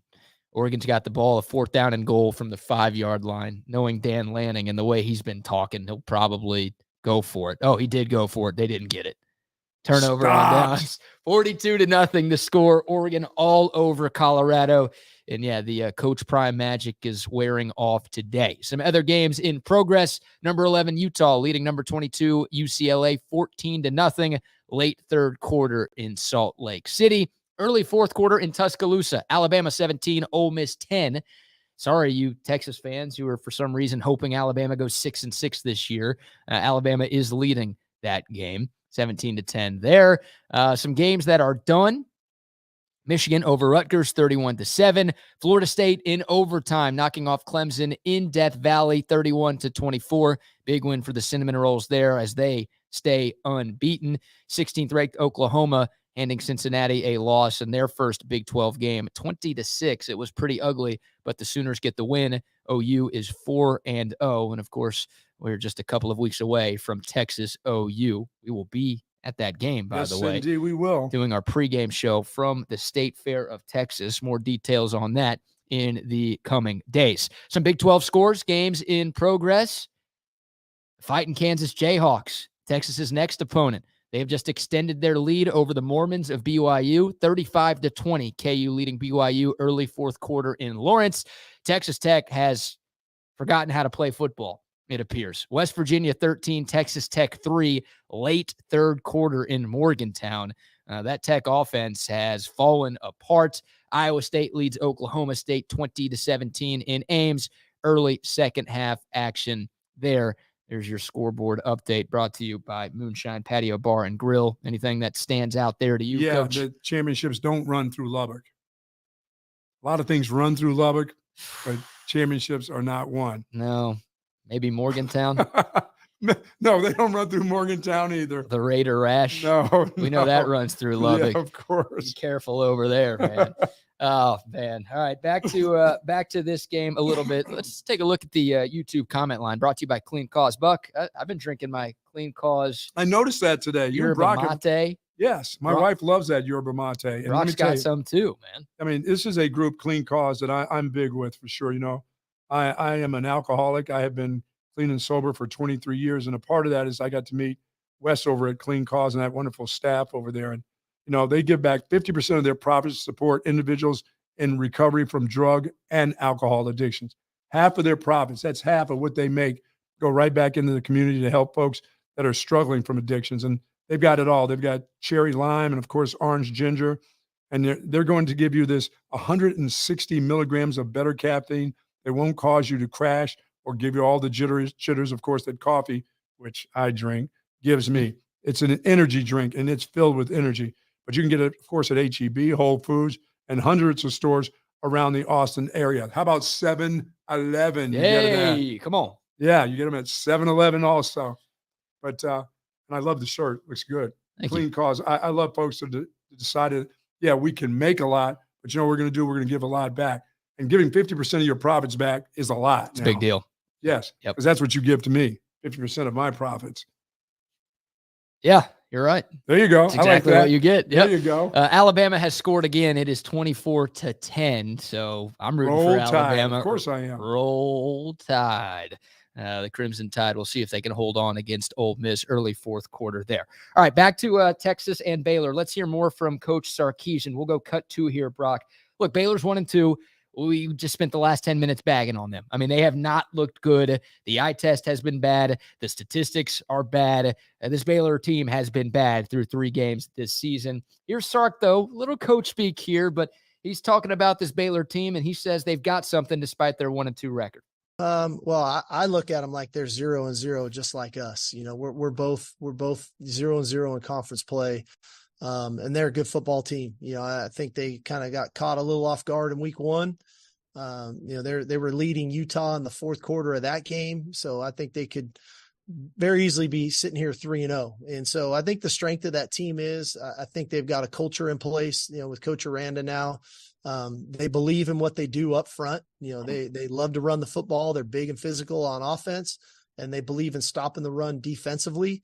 And then they have really good speed on the perimeter. Historically, Baylor's always been one of the faster teams in our conference, and this year doesn't seem much different. So there you go. There is Sark. It seems a lot different to me. I've watched the games. They seem a lot different when it comes to speed. Yeah. They do not have those guys on the outside that you're used to seeing, those number 1 draft picks, you know, 1 or 2 of them that are on their football team at the wide receiver position. They do not have that. No, they don't. And they've got a couple of guys who could be weapons on the outside. Their best receiver this year is a guy named Ketron Jackson, who is an Arkansas transfer, 6'3", 208. He's been a deep threat. So the one really positive stat the Baylor offense has through 3 games, let me find it here. With the exception of they will throw it long. They are 5th in the country in explosiveness. So their success rate on those deep plays hasn't been great, but because they call so many of them, right, they've actually, you know, had some shots work in their favor. And the big reason why is Ketron Jackson. He's averaging 17.5 yards per catch this season. So he's a deep threat, and he's got the size to where he could go up and win some of those 50-50 balls now. Sure. Baylor's got another pretty good outside receiver. Hal Presley is his name, 6'2", 6'3" as well. Like, they've got some talent on the outside. The problem is I don't know if they have a quarterback who can consistently get them the ball, right? Some of those deep shots came in that first game against Texas State where Blake Shapen, the Baylor starting quarterback, was on the field. He got hurt in that game. We haven't seen him since. They've got a good tight end. They've got this guy, Monterey Baldwin, too, who's a 10'6", 100 guy, super fast. Feels like he's been in the doghouse. He hasn't played much, but hey, maybe this is the type of game. Dude, we don't care what you did. We're playing Texas. Like, you can be our secret weapon. That guy's fast as hell. Yeah. They've got some receivers on this Baylor team. I don't know if they have, you know, a Corey Coleman or a Tyquan Thornton, or you think of some Right. of the other really good Baylor receivers, a Josh Gordon, guys like that over the past few years. I don't know if anybody they have right now is as good as any of those guys. They have some weapons on the outside. They just can't get the ball to them. Problem is Sawyer Robertson just hasn't been good enough to get those guys the ball, so it shouldn't be that tough of a task for this Texas secondary. Yeah, it's nice to take those shots, but your quarterback better not have his arm getting hit in the process with this defensive line of Texas coming after him, getting it. This team is very good at pressuring the quarterback. And now Texas just doesn't pressure the quarterback. They sack the quarterback. Yep. So if he's trying to release this ball and this ball just goes flaming, I mean, this secondary is good at interceptions. That's what I like about the secondary. This isn't a secondary that knocks balls down. This is a secondary that turns the ball over for you. They'll get you the ball back. They'll intercept the ball. Yeah. And I think that's the biggest strength for this Texas defense. Excuse me, it's a secondary that may catch better than the wide receivers catch. Except for Keaton Crawford, who I don't know how he didn't intercept that ball last week. Goodness. He was in perfect position there, and somehow, some way, he just whiffed like a fly swatter, and he just missed the fly altogether. But yeah, no, this Texas secondary has been salty, but the Baylor O-line has been bad. I mean, they've been the worst offensive line in the Big 12 this season. The Texas D-line has been really, really good. So yeah, and that should be the strength. all this said about how Baylor hasn't done this or done that, they will be like rabid dogs. They will be getting after it tonight. Yeah. They'll try to get this crowd involved in it. As I said, the crowd doesn't get to come onto the field. You can only put 11 of your guys out there, 11 of the other guys. So the crowd, they will try to keep this crowd in it. And the best way to Texas to take them out of it, BK, is to run it down their throat. That hurts an awful lot. That'll hurt the crowd. They'll get bored. They'll start to drinking, start to look over the stadium, look back at the river and wonder when they can get down there and start on their little paddles and things. You know what I mean? No. It's just, they will. They'll be You wondering. think they're going to leave the game early to go paddle boarding in that river? Yeah, of course. Interesting. What time does Chip and JoJo open up on Sunday mornings? They'll start thinking about that. Little health camp burger. Oh, yeah. Health camp. That's just, yeah. Get them thinking about something else instead of what's going on in that stadium tonight. It'd be nice. Look, Yes. Baylor is going to play desperate. Sure. Desperation is important. And like Sark has said all of the right things. He said it before the Wyoming game about how Texas needs to have that same hunter mentality that they Right. clearly had going into Tuscaloosa 2 weeks ago. Well, he said the right things. The team didn't look good at all. I mean, they started off, giving up that 62-yard touchdown run on the first defensive possession of the game. They had a false start on the very first offensive play of the game, and things kind of snowballed for a while. A bunch of incompletions. Yeah, before Texas got things back on track in the fourth quarter there. Like, they've got to have that mentality. Sark this week, once again, he said the right things, but actions speak louder than words. Texas needs to go in there with that same level of desperation that Baylor has, Right. because Baylor's going to bring it. This is their Super Bowl. Yeah. And their head coach wasn't shy about saying that on No. Monday, right? Like, sometimes Texas fans will say, we're everybody's Super Bowl. Look, everybody wants to beat Texas, but this year's a little bit different because it's these Big 12 teams' last chance to beat Texas. Absolutely. But yeah, Baylor, they're not being shy about it at all. Like, this game is their biggest game this season. They are going to pull out all of the stops. They are going to play with some intensity that we have not seen from them over the first 3 weeks of the season. If we don't see Texas match that intensity, then this could be a 4-quarter slugfest, which is not what any Longhorn fan wants to And see. they can match the intensity and take it even above all of that. But I think Sark feels like in order to be the hunter, he has to throw the ball. I think his mentality is, if I'm going to hunt, I'm going to throw. I'm not running to hunt. And I just think that's, I saw that last week with those three, the quick 3 and outs. Now, he talked about it as if they took the ball right down the field. They did not on the first drive. No, they did not. But no, for him, being a hunter is how Quinn can throw the ball down and get a bunch of incompletions when they can still do the same thing. They can be balanced. Everybody wants to be balanced, but you can be punishing by running the football at this team. Yeah. You can punish them, and you don't have to wait till the fourth quarter. No, you don't. This team has been fantastic in the fourth quarter. I, in my mind, believe that this group will be ready because they're physically ready. I think their training has been fantastic. Strength and conditioning has been really good. They substitute a lot. Their substitutes that come into the game are just as good. They have depth on this football team. But I don't think you have to worry about that stuff in the fourth quarter. You can start getting these guys in there in the first quarter. If there's a guy who's fresh and ready to go in, if a guy drops a pass, give me another guy. Yeah. You should be able to walk into that wide receiver room and said, when you're in the heat of a battle and a guy drops a pass, just go sit down for a second here. I'm going to let I'm going to give somebody else a shot at it. Yeah. Well, let's hear from Sark then, because you bring up the wide receiver rotation. This will be cut 9 here, Brock. Jeff Howe of Texas Sports Unfiltered and Horns 24/7 asked Sark during his Zoom press conference on Thursday about the wide receiver rotation, right? Because that's been my issue with Texas so far. They're 3-0. I'm not complaining that much, although some of you would probably disagree with that statement. But I don't understand why we're not seeing more Jonte Cook. I don't understand why we're not seeing more Isaiah Nayor. We know who the best receivers are on Texas, but it feels like those guys should be rotating more. And it feels like every other position is being rotated on Texas except wide receiver. So Jeff kind of asked about Isaiah Nayor and also asked about the wide receiver rotation. And Sark kind of gave a non-answer. Take a listen. I think ultimately, anytime you start rotating receivers, you got to ask yourself, is that what's in the best interest of our team to be successful in the moment? And so the moment I take Xavier off the field or AD Mitchell off the field or Jordan Whittington off the field, is that in the best interest? I would like to rotate guys more. Last week's game was really difficult. You only run 52 snaps in the game, and you're in a tight ball game, and you want to make sure that the guys that are running those routes are you have a utmost confidence in to go do it. And not that those other guys we don't. I just have such a knowledge base of those other guys that they're able to do it. And so I'm hopeful we'll be able to get to a little bit more of a rotation here moving forward, because I do think Jonte is close and ready to kind of burst on the scene.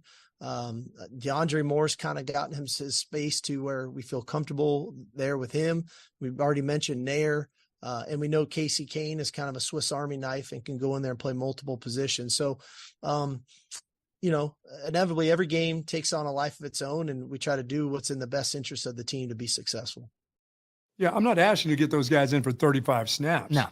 I'm asking for 2 or 3 snaps here and there, special plays that go to them. If they can beat their guy, get the ball to him. It sounds like he's thinking when we're talking rotations that they get, a third of the snaps. I'm like, no, just get them an opportunity. You know how to scheme guys open. Let them make the catch and let them go. See what they can do for the football team. I'll admit that this is a weird thing to complain about, right? Well, I mean, it's not a complaint, but you see people all over the nation doing that. Yeah. I think he's just I think Sark's not comfortable right now, and he and Chris Jackson still aren't comfortable with the communications between the quarterback and the wide receivers that are there. The three to play most of the plays. I don't think he's comfortable that he says he is, but I don't think he's comfortable that they are still in the right positions that they need to be in. No. Because a number of those guys do drop passes. They do. This year they have. It's been a huge issue for the Texas wide receiver room. They're top 10 in the country in drops this season. But, at its crux, this is a weird thing to talk about, sure, right? Because we're saying we want worse players on the field more. But I think rotating the wide receivers will keep the better wide receivers fresher so they can make better plays in the third and fourth quarter of these games. Like, we're not talking about Tom Herman to where it's, fourth quarter, let's have Jonte Cook and Casey Kane and DeAndre Moore on the field with 3 minutes to go. No, not that. But, hey, we can find some snaps in the first quarter of these games to get those guys chances to play a little bit. And like Isaiah Nayor didn't play last week at all. Jonte Cook barely saw the field last week. Like, it would make sense because Texas is doing it at every other spot, and every other position has been, you could argue, more successful in the Texas wide receiver room to this point. I don't think it's a coincidence. I think it's because they're rotating guys. They're keeping dudes fresher. That has helped out this Texas team as a whole a lot. But for some reason, you're probably right. It's probably a trust issue. Right. We're not seeing that happen. And if we didn't see it against Wyoming or Rice, I don't know how much we're going to see it in conference play. Well, like I'm saying, when is it going to happen? It can't happen past tonight. Everybody else is better than this team that you're going to play tonight. So when does it happen? Actually, if you didn't do it last week, when will you do it? Yeah. My theory is if you drop a pass, you come over there and sit with me. If you drop one that hits you, that we practice all week long, just hits you dead in the hands and you drop it, if I give another guy an opportunity who goes out there and makes that play, what am I supposed to do? I mean, to me, that's pretty good coaching. I've made a pretty good decision. He did that with Jonte Cook, right? When Cook dropped the pass. Oh, he came right on out of there. See you later. But when Whittington has dropped 20% of his passes this year. This is one of the biggest drop. This is a bunch of dropsies, these guys, when it comes to nationally ranked guys. This was supposed to be one of the best wide receiver rooms in the country. And it hasn't been. Like, some of it's, Quinn Ewers not being as good as we would hope in the non-Alabama games. But it's still a trust issue. I mean, that's obvious. When guys are close to the other guys and you call this your best position in the whole team, then is it really? Is it your best position? Right. No, you're nervous. You're still nervous, and you're wondering if these guys are still on the same page. Now, you keep winning the games, that's fine. Xavier Worthy, to me, doesn't ever have to come off the field. No. I would rotate him and get a guy 6 or 7 snaps in a game and see what he can do if you throw it at him. Yeah, and I know a lot of people will come after me and be like, well, Jonte Cook had that drop last week. Like, I think he was pressing a little bit. Like, when you only get one opportunity in a game, it's like, oh, shoot, I better not screw this up. He came in here as a weapon, you know. That causes you to play tight. Yeah, you talked about it earlier. Like, Texas might not have as many explosive players as you would like. They still have more explosiveness than most teams in college football. But outside of Xavier Worthy, I don't know how many, like, game breakers this offense really has. Maybe Jonte Cook is that dude. Like, that's what he was advertised as coming out of high school. So I try to find that out. Yeah, like, why not try it early in a game, you know? Maybe the other team is like, oh, there's a backup receiver. We don't need to pay attention to that dude. And you just send Jonte on a 9. And then, can you flop it on a reverse to that guy every once in a while? That would work too. So, I don't know. All right, we're talking about the passing game. What about the quarterback? Before we get to the offensive player of the game prediction, and maybe that is the quarterback, but what Quinn Ewers are we going to get? I mean, what a total 180. Like, every Texas fan, myself included, had hoped that the Alabama game was going to put any sort of Quinn Ewers discussion to bed because he was incredible against that Nick Saban defense, which, yeah, Alabama might not be as good as they have been in recent past, but they held South Florida to 3. Ole Miss has, 10 points against them in the fourth quarter, and they've got themselves a pretty good quarterback too. Alabama's issues are on offense. That defense is still really, really salty, and Quinn picked them apart. He could not have played better than he did in that game in Tuscaloosa. And it's like, all right, that's the springboard performance right there. And then last week, one of Quinn's worst games of his Texas career, 11 of 21, 2 touchdowns. But, one of those was Xavier Worthy doing all the work. Ewers only had 131 yards passing against Wyoming, a team that had one of the worst secondaries in the country going into last week. I hate that I have to ask you this, Buck, but what version of Quinn Ewers do you think we see tonight? Well, I think if they run the ball with success and they get a couple first downs and they get into a rhythm running the ball, I think he'll get into a rhythm throwing the ball.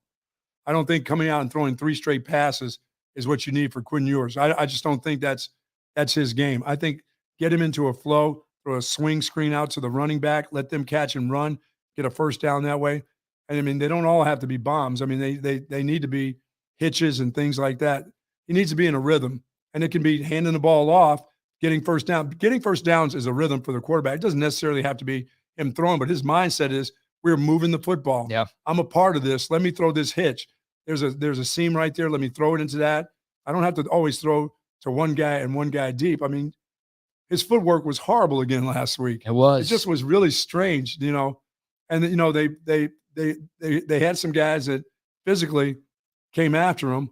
And when he gets a little jittery, his footwork is awful. And when he starts throwing off the back foot, I mean, the one blimp that he threw up there in the end zone should have been picked. They just threw up for grabs. Yeah. That's just a bad play by the defender right there. I could have made that interception. You now or you back in the day? Not you now. I could have back in the day made that interception. Okay. Okay. I was about because to say. that was just pickable. You would have been 30 yards away if it was you now. Yeah, no kidding. You would have been I would have been in the screen anywhere. Exactly. Yeah. But it's just his footwork is still. I mean, that's a constant with him. Yeah. I mean, it just has to be. As long as he's playing football at the University of Texas or football anywhere else, that has to be the focal point of what you have to talk. You don't have to talk about his arm strength. I think he sees things. I think he sees it well. I just think when his footwork is horrible, he's horrible. Throwing off balance, throwing, dropping back, continuing to go backwards instead of stepping into his throws. I mean, he's got all the tools, but it's just some of the basics that it's just hard for him to follow the basics. So get him in a rhythm and get him some first downs without him having to be the guy to do it. He's not a first-round pick right now, right? And he's not a Heisman finalist right now. Somehow, some way, the Vegas odds. He's got the second best odds to win the Heisman Trophy right now, behind only Caleb Williams. I don't quite understand. And we still have a long season to go. But if what you and I see from this offensive staff not really trusting, getting different receivers in the game, and they're still working on getting on the same page in Game 4, but you've beaten Alabama. Mm-hmm. I mean, at some point, he's going to have a game where this guy has been magnificent. He stepped into his throws, and then you just don't let him get away with the ones that he makes where he drops back and throws sideways when he can step into it. You don't congratulate him and pat him on the back for making a completion. You go, dude, your footwork was horrible there. I know he's going to roll his eyes at you as the coach, but you got to keep constantly on him about that stuff. You got to trust that he's going to do the right thing.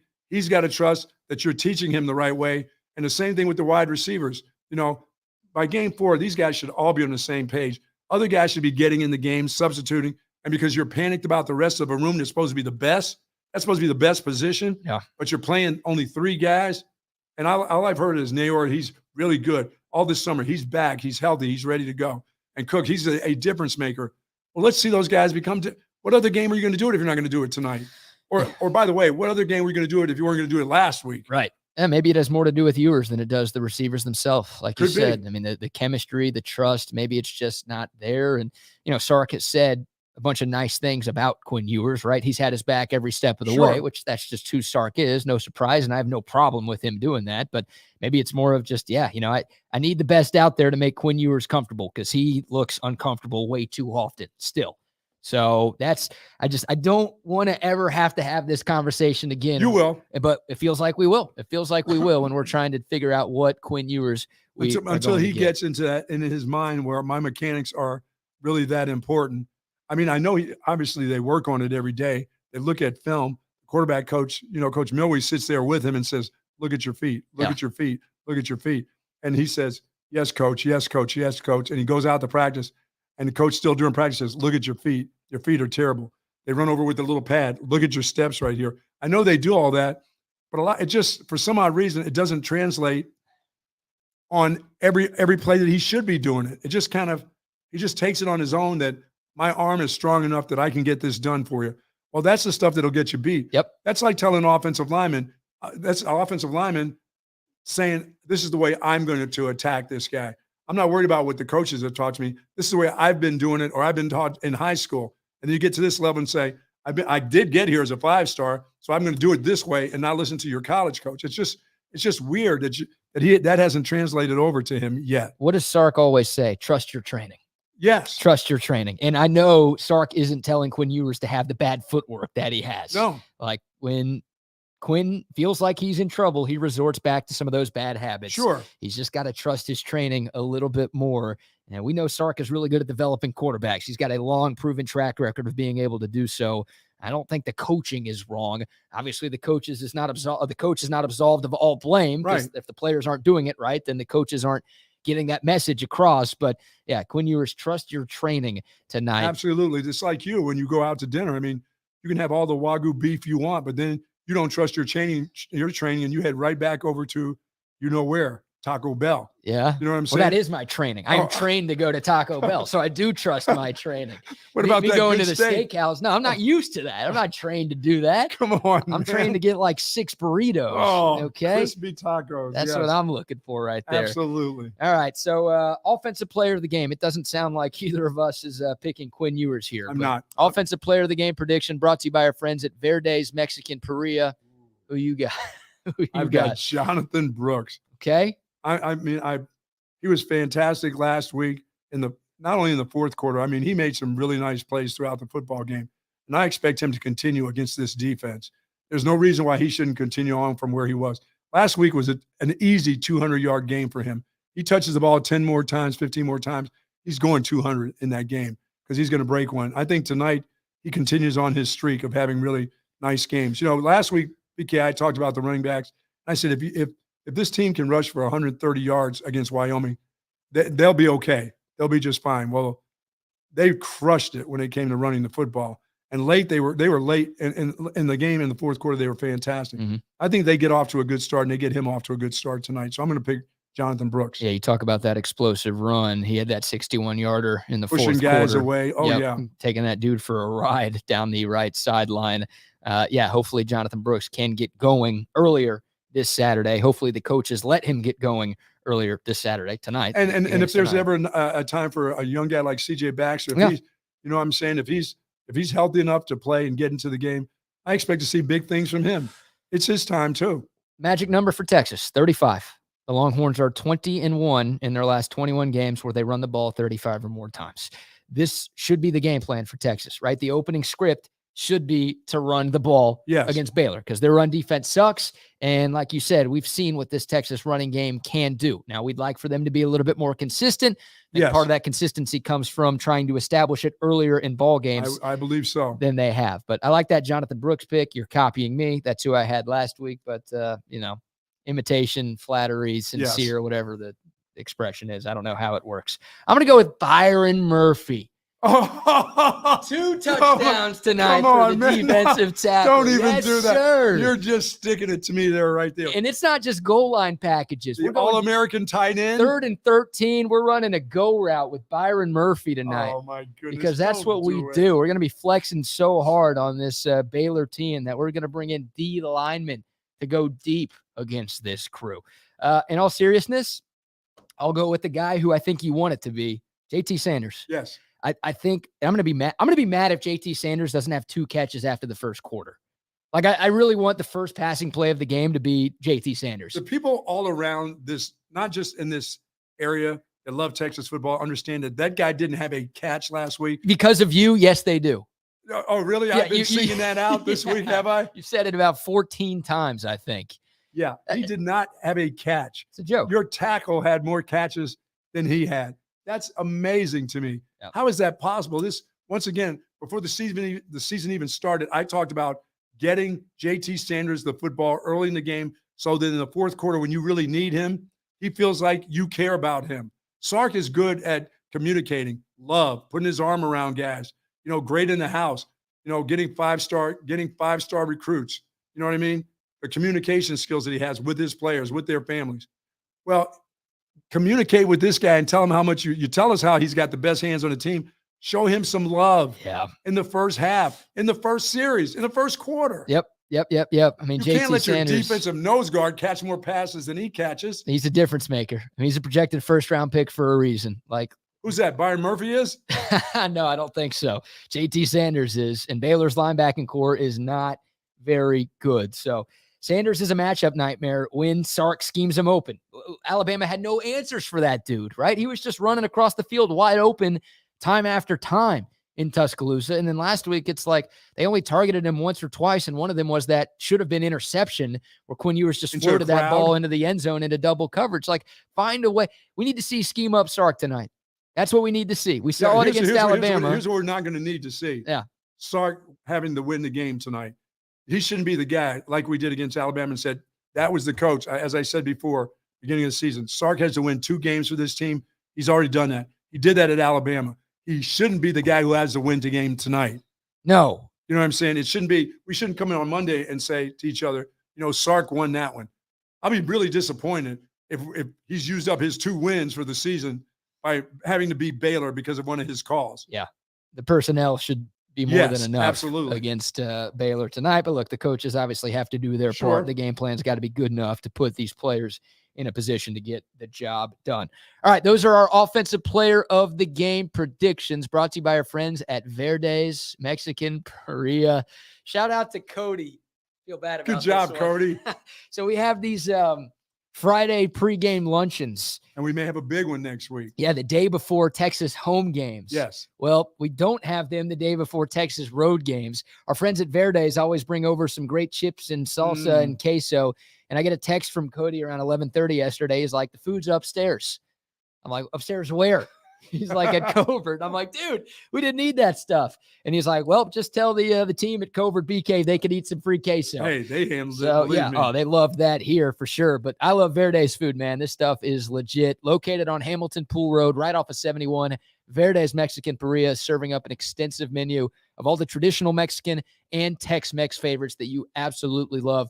Beautiful indoor dining area that makes for a great date night. And outside, as the weather starts to cool down a little bit, a covered patio, tons of TVs, tons of space for the whole family. They've got a huge grass area too. Footballs, frisbees, games. The kids can have fun. You can enjoy a great meal and some great margaritas too.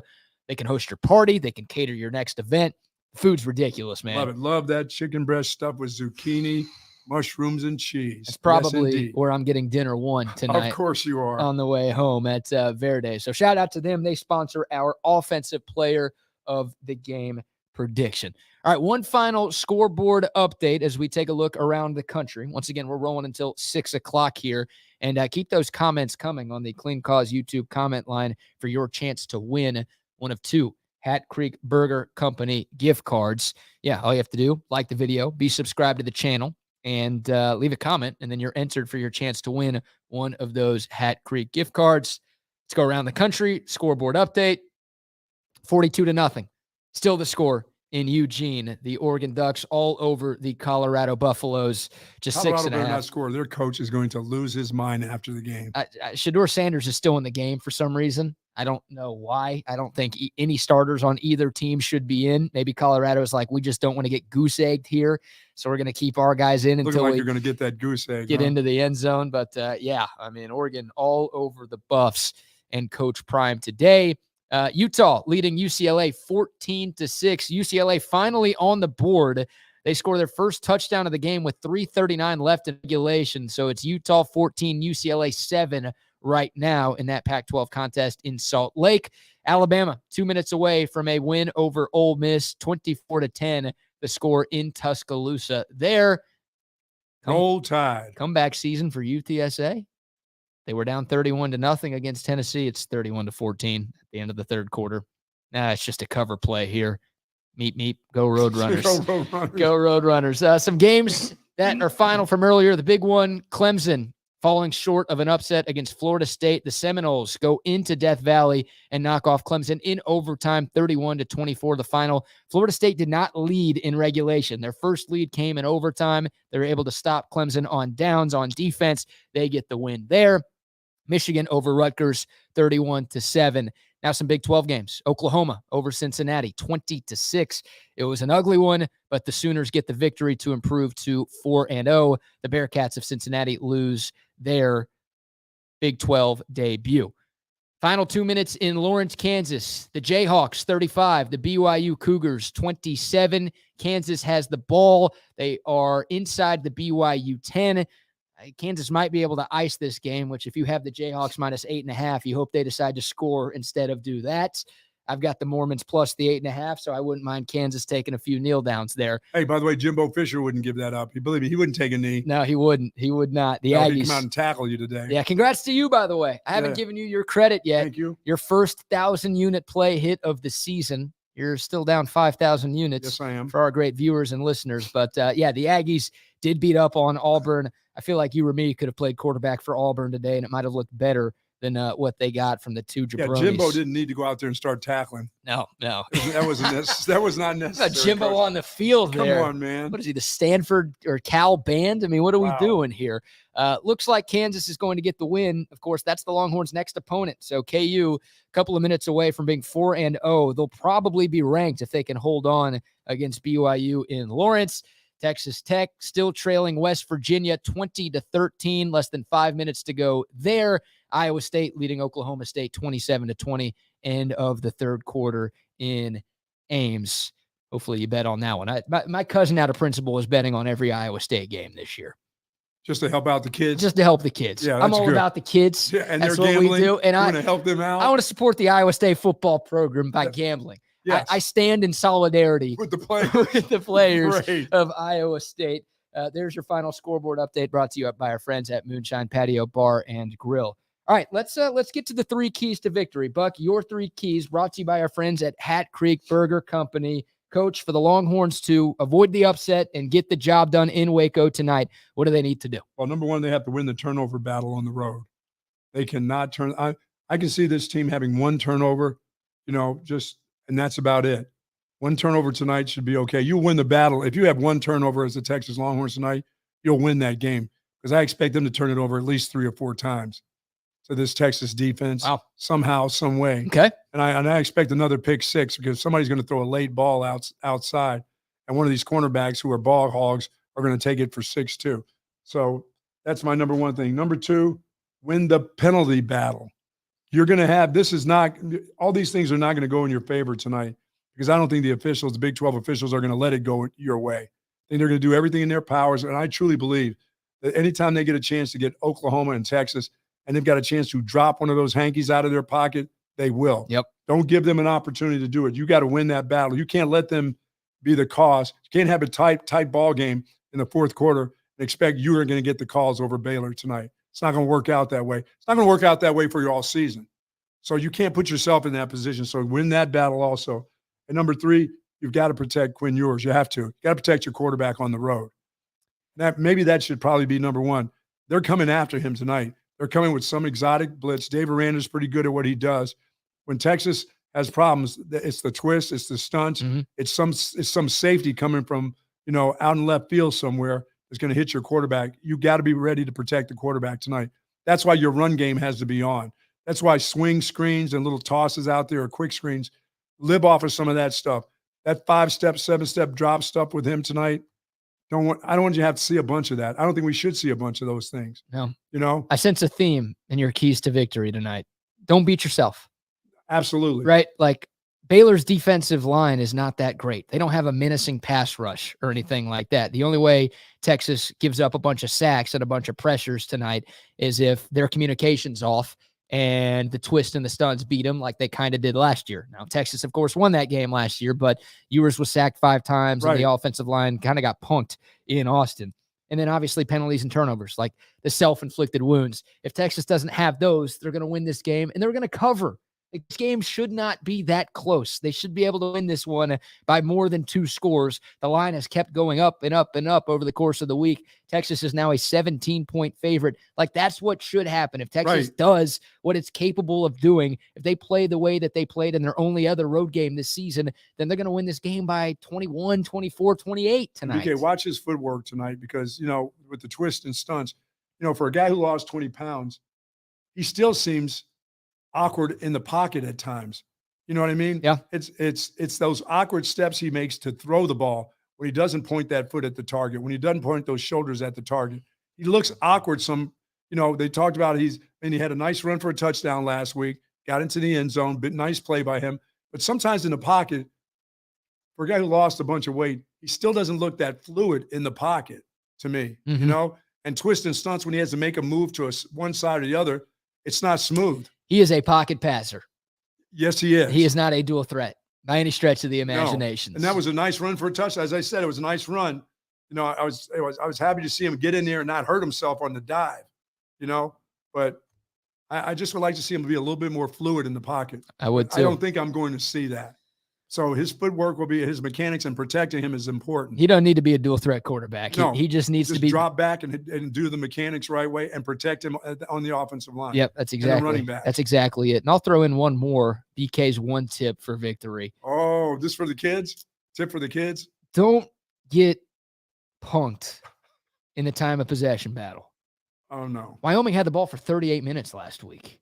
Now it's Wyoming. And Texas was able to win by 3 scores. And hell, Wyoming might be better than Baylor this year. We're not entirely sure. But that's a dangerous game to play. That's what Baylor is going to try to do.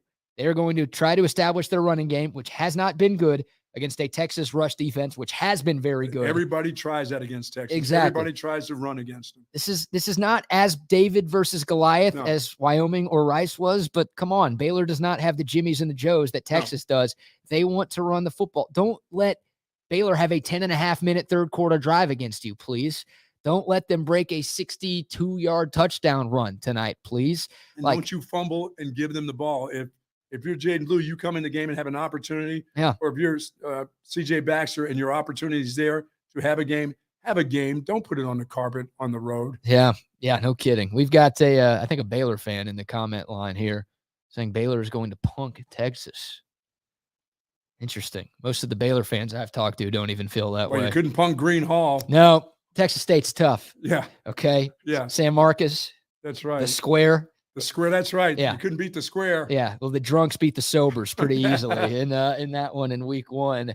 Yeah. I mean, Baylor. Look, even though their best running back is out, they are going to try to run the football. Sure they are. It's no secret to what they are going to do. They'll run some trick plays. They'll do some off tendency stuff because that's what you do when you're the underdog. But for the most part, I think Baylor, their game plan tonight is going to be to run the football. And if Texas's rush defense is as good as it can be, then Baylor's going to struggle and Texas is going to be fine. They will not be able to stop the snowball going down the hill if it happens to Baylor. They won't be able to do that. If Quinn Ewers has success in throwing them bombs early, Baylor is in for a long night, BK. They're not coming back on anybody. If they get down, if you get them down, which, as I said, the game's at 6:30, everybody should be awake. All the rush should be off. You should be nice and warmed up. It's a beautiful night for football. If you get them going and you get out ahead of them, just stomp them. There's no reason to give them an opportunity to come back because I don't think they can. Right. For one thing. I don't either. Yeah, with Sawyer Robertson in there, No. that's a big thing. Like that was what I wanted Texas to do against Wyoming. That's what they did do against Alabama, right? Yes. Like when it wasn't an early, huge lead for Texas, but They kept hunting. They got that fourth quarter lead. They pushed it to double digits, and they turned Jalen Milroe into a pocket passer. That's not his strength, right? Like he is a run-first type of quarterback, and because Texas played with the lead, they were able to make Alabama go out of their comfort zone a little bit, and Texas was able to close out that victory there. Jalen Milroe's way better than Sawyer Robertson, mind you. So if Texas gets out to an early lead and they turn Baylor into a passing type of team, I mean, Robertson's numbers are ugly. And if you've watched him play, it looks ugly. And oh, by the way, he's not 100%. Like he's got an ankle injury right now. So you heard, I think it was Smokey talking earlier about. So the non-mobile guy is even more. Yeah. I mean, Craig Smoke was saying, he might not be able to get everything behind his balls. Well, that's because he's got an ankle issue that he's dealing with. So someone named Texas Rock says Baylor couldn't punk Bishop Sycamore. Remember that story with that fake school? Oh, yeah. I don't know if they could the way that they've played this year. But yeah, if you're Texas, you get out to an early lead, that does a couple of things, right? It turns Baylor into a passing type of team, which they don't want to do. I mean, Dave Aranda would tell you right now that he doesn't want that to happen. And then you take the crowd out of the game too. Right. Like you crush their hope early on of any sort of upset. Sorry, Chip and JoJo. You do that if you do what you did last year. Like that's the annoying part of these first three games is like Texas was so good in first quarters of games last season, and they couldn't play well in the fourth quarter. You'd rather be good in the fourth quarter than be good in the first quarter, of course, but you'd rather be best for 60 minutes. It'd be nice to see Texas play a 60-minute game for once. That's that championship mentality that you have to have. Yeah. And this is where it can start right here. On the road, your second game on the road, you know what you did in Tuscaloosa. Now you have to do that same type of thing in Waco. And that's when you start showing that championship mentality. And as I said, I think this may be a better football team on the road than it is at home. You always say take care of your home, which they've done. They've won them all. Some of it's not pretty, but the games on the road, BK, those are the ones where you show your real, true, your true championship ability to go on the road and get it done. Yeah. And not flinch and not fumble and not jump off sides and not have, illegal procedures or personal fouls. You're going to get the fans are going to be going crazy. They're going to be in your face every chance they can get in your face. And you just have to make them stop. That's it. Man, looking at Baylor's schedule, they have 8 home games this year. How do they get that? I guess they're staying in this conference beyond 2023, so they get the hookup from your mark. Just get this over with and never to play them again. Yeah. Ever. Well, look, Texas, they have 2 of their tougher. Maybe we should play them and not play Texas State, which I wanted. Oh. I was like, bring on the Bobcats. You want that easy win over Texas State. You're saying maybe the easy win is against Baylor? Yeah, maybe don't play the Bobcats. Home and away. This is the start of another season for the Longhorns, though, as we get into conference play. I said this at the top. Texas's number one goal going into this year was to win the Big 12 championship on the way out, right? It would be so glorious for every Texas fan all over the world for the Longhorns to give the Tom Herman double bird to Brett Yormark and this conference on the way out the door. And the best way to do that is by winning this league. And obviously that needs to start with a win tonight. So I love this. I've loved this league, being a part of it, winning the first championship, and for this team to go out winning the last championship would be absolutely fabulous to me. It would be great. I mean, as much as watching Ricky Williams win Heisman trophies and Priest Holmes doing great things in the Kansas City Chiefs, this would be the ultimate for me, for this university to go out with a win win the first Big 12 championship and the last one for them on the way out. And I'd love to see them play Oklahoma. Yeah. And I know the officiating, like I said, a little bit of whining by me. I know they're not going to get the calls. It's just not going to happen. I mean, it's not. Close ball game. Don't make them close. No, don't make them close. Don't make the refs a factor. No. You do that by handling your business. That's right. Look, you want to win every game, of course, but you'd like to get some confidence going into what looks like a pretty tough 2-game stretch that Texas has beyond today. Kansas just beat Baylor. Just beat BYU. Yep. Kicked the late field goal to cover. Oh, that one hurts the cousin. a little bit. Then they've got Oklahoma. And Oklahoma, they're 4-0. They haven't really played anybody, but they look better than they did last year. Defense looks a lot better. The than defense it did looks, year. yes, they're not missing all of the tackles that they missed last year. So you've got a tough couple of games coming up. This should not be that tough of a game. You'd like to take care of business, get some confidence when you welcome a 4-0 Kansas team to town. And Oklahoma's probably going to be 5-0 because they play Iowa State in Norman next week. You've got a couple of tougher conference games coming up. This should not be one of those tough games for Texas. And this should not be an overlooked game either. Like, just because you've got those two games coming up, this is the goal, Buck. You talked on this, harped on this. Your team. Yeah, you harped on this all week long. It's like, this was what you wanted to do. You wanted to win the conference. So the vanilla stuff that we saw against Rice and Wyoming, like we shouldn't be seeing that type of stuff. You're in from game Texas. 4. You're in the game 4 now. Yeah, these games are huge. These games are all big. Every conference game counts the same. You got to find a way to start off conference play with a win. It's the Tom Herman 1-0 cliche, but that's what you need to do. You need to get this win to go 1-0 in the Big 12, and you should be able to get it done. There's no doubt about that. As I said, BK, this is one where you get to show your fans your maturity once again on the road. You already showed your fans that you could go to a place like Tuscaloosa, beat Nick Saban and the Alabama Crimson Tide, and now you just got to take a short drive up north to Waco and handle your business against a bad football team. All right, it's time for our score prediction. We're getting a few of these on the YouTube clean cause comments line. Go. Say that 5 times fast. Clinton says Texas 56, Baylor 3. Brandon says Texas 42, Baylor 13. Jason 42-17 in favor of the Longhorns.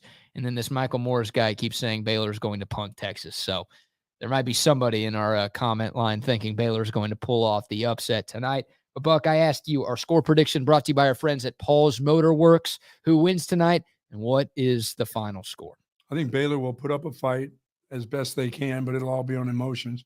They don't have enough good players to do very much. I'm taking Texas 40-9. That's right. You're getting those 3 field goals. Whoa. Yeah. 40-9? Yes. A 21-point win for 31-point win for Texas. 31. I was right. Well, there's my journalism degree coming in You're clutch getting there. 9. You're getting 3 field goals. Take those field goals and live with it. 40-9. So you think Texas cracks 40 for the first time this year? You think it's a big Jonathan Brooks game? I guess you think everyone's going to look good offensively. I think everybody's going to look. I think Quinn Ewers is going to have a fantastic game. It won't be about throwing them bombs. It'll be about throwing them completions. Man, 40-9. I hope you're right. If it's 40-9, we're going to see Malik Murphy tonight. Are you predicting that? I mean, if Texas is up 31 points in the fourth quarter, we're going to see some backups. Well, we're sure to see Byron Murphy, for sure. Well, he's a starter, so I hope we'll see Byron Murphy. We'll see him on offense, won't we? We'll see him out as a wideout today. I bet Byron Murphy does play an offensive snap tonight. Oh, no. They're not going to throw him the ball again. He's going to be a lead blocker near the goal line because he's 300 pounds, and he's, I guess, good at that. But, yeah, brace yourself for seeing Byron Murphy out there. But you're saying we might see Malik Murphy out there. Yeah, I think 40-9 sounds good. Yeah. I think they get off to a fast start tonight. Dude, I am like the only person in the world who roots for Texas that thinks this is going to be a close game. I think every Longhorn fan, I don't know if they're saying Texas is going to win by 31, although looking at our clean cause comment line, a lot of Texas fans think this will be an easy win and an easy cover for the Horns tonight. Texas wins 27-20. Yep, it's one of those.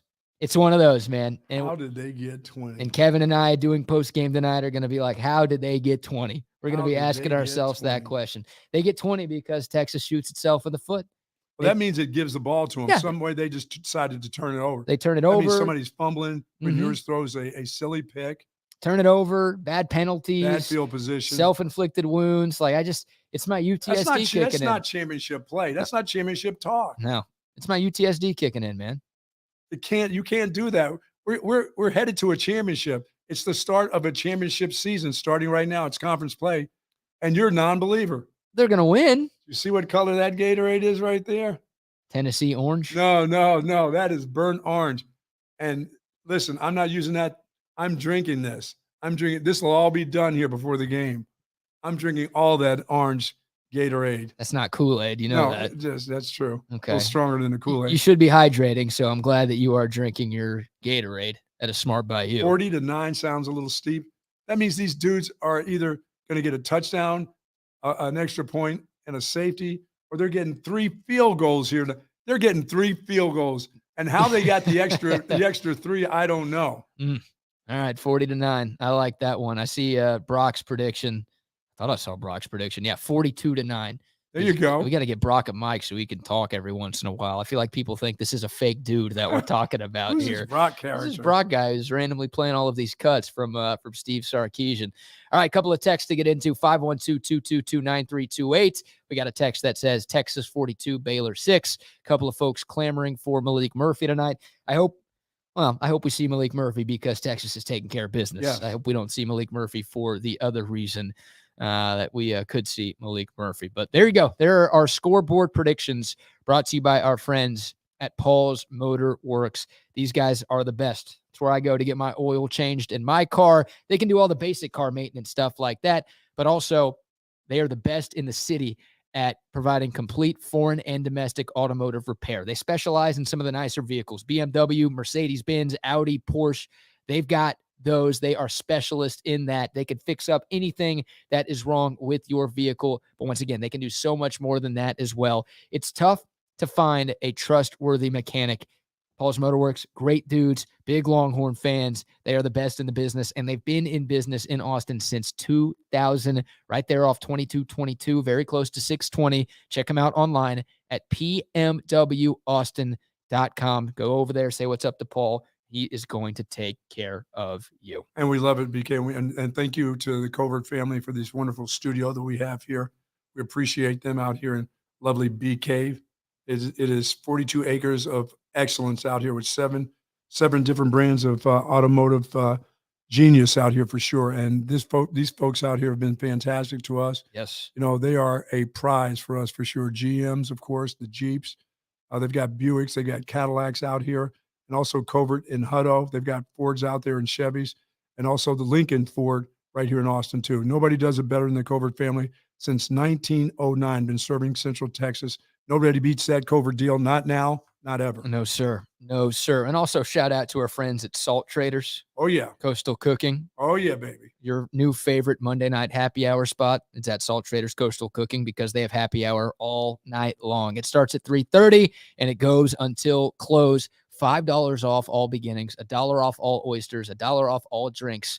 They've got happy hour every weekday, but on Monday, it's all night long. So if you're trying to watch some Monday Night Football, we got another doubleheader in the NFL. Go see our friends at Salt Traders. We can get that all-stat right there. They've got the all-stat. Blondie right there. Oh, yes, they do. Yep, one of the best happy hours around. Stop by one of their locations in Austin or Round Rock and thank us later, by the way. You're going to enjoy your dining experience at Salt Traders Coastal Cooking. All right, I do need to pick out a couple of winners for our Hat Creek Burger Company gift cards. Raminator or whatever that thing is called. Raminator or whatever. What is it that you call that thing? Randomizer? Oh, the randomizer. There's a randomator. The randomizer. All right. B22. No, I forgot to randomize, so I'm just going to scroll and pick two names. There you go. We're going to go with Andrew Paul.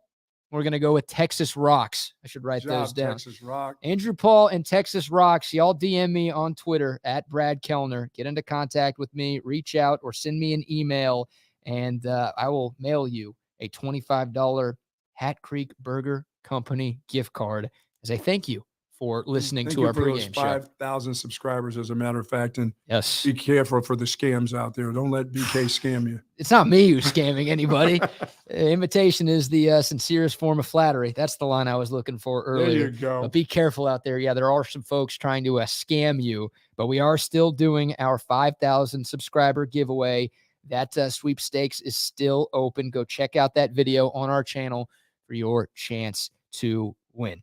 All right, that is going to do it for our pregame show. A reminder, right after the game, it'll be Kevin Dunn and myself doing postgame here for Texas Sports Unfiltered. We'll take your texts, we'll take your YouTube comments, and obviously we will give our thoughts, hopefully recapping a big Texas Longhorn victory. Buck, great show, my friends. All right, my man. I will not see you on Monday morning. You will not see me on Monday morning. You will be worshiping. I will be atoning. Yes. For all your miserable sins that you have. I probably need a week off. I was to thinking, atone why for just everything. a Monday for you? Yeah, shoot, it's bad. It is bad. Brock, great stuff. You can't respond, so you're not allowed to say anything right now. Thanks to Covert again for having us out. For Brock, for the Buck, I am BK Brad Kellner. Thank all of you for tuning in to our Texas Sports Unfiltered pre-game show. Y'all enjoy the game tonight. Until next time, hook 'em.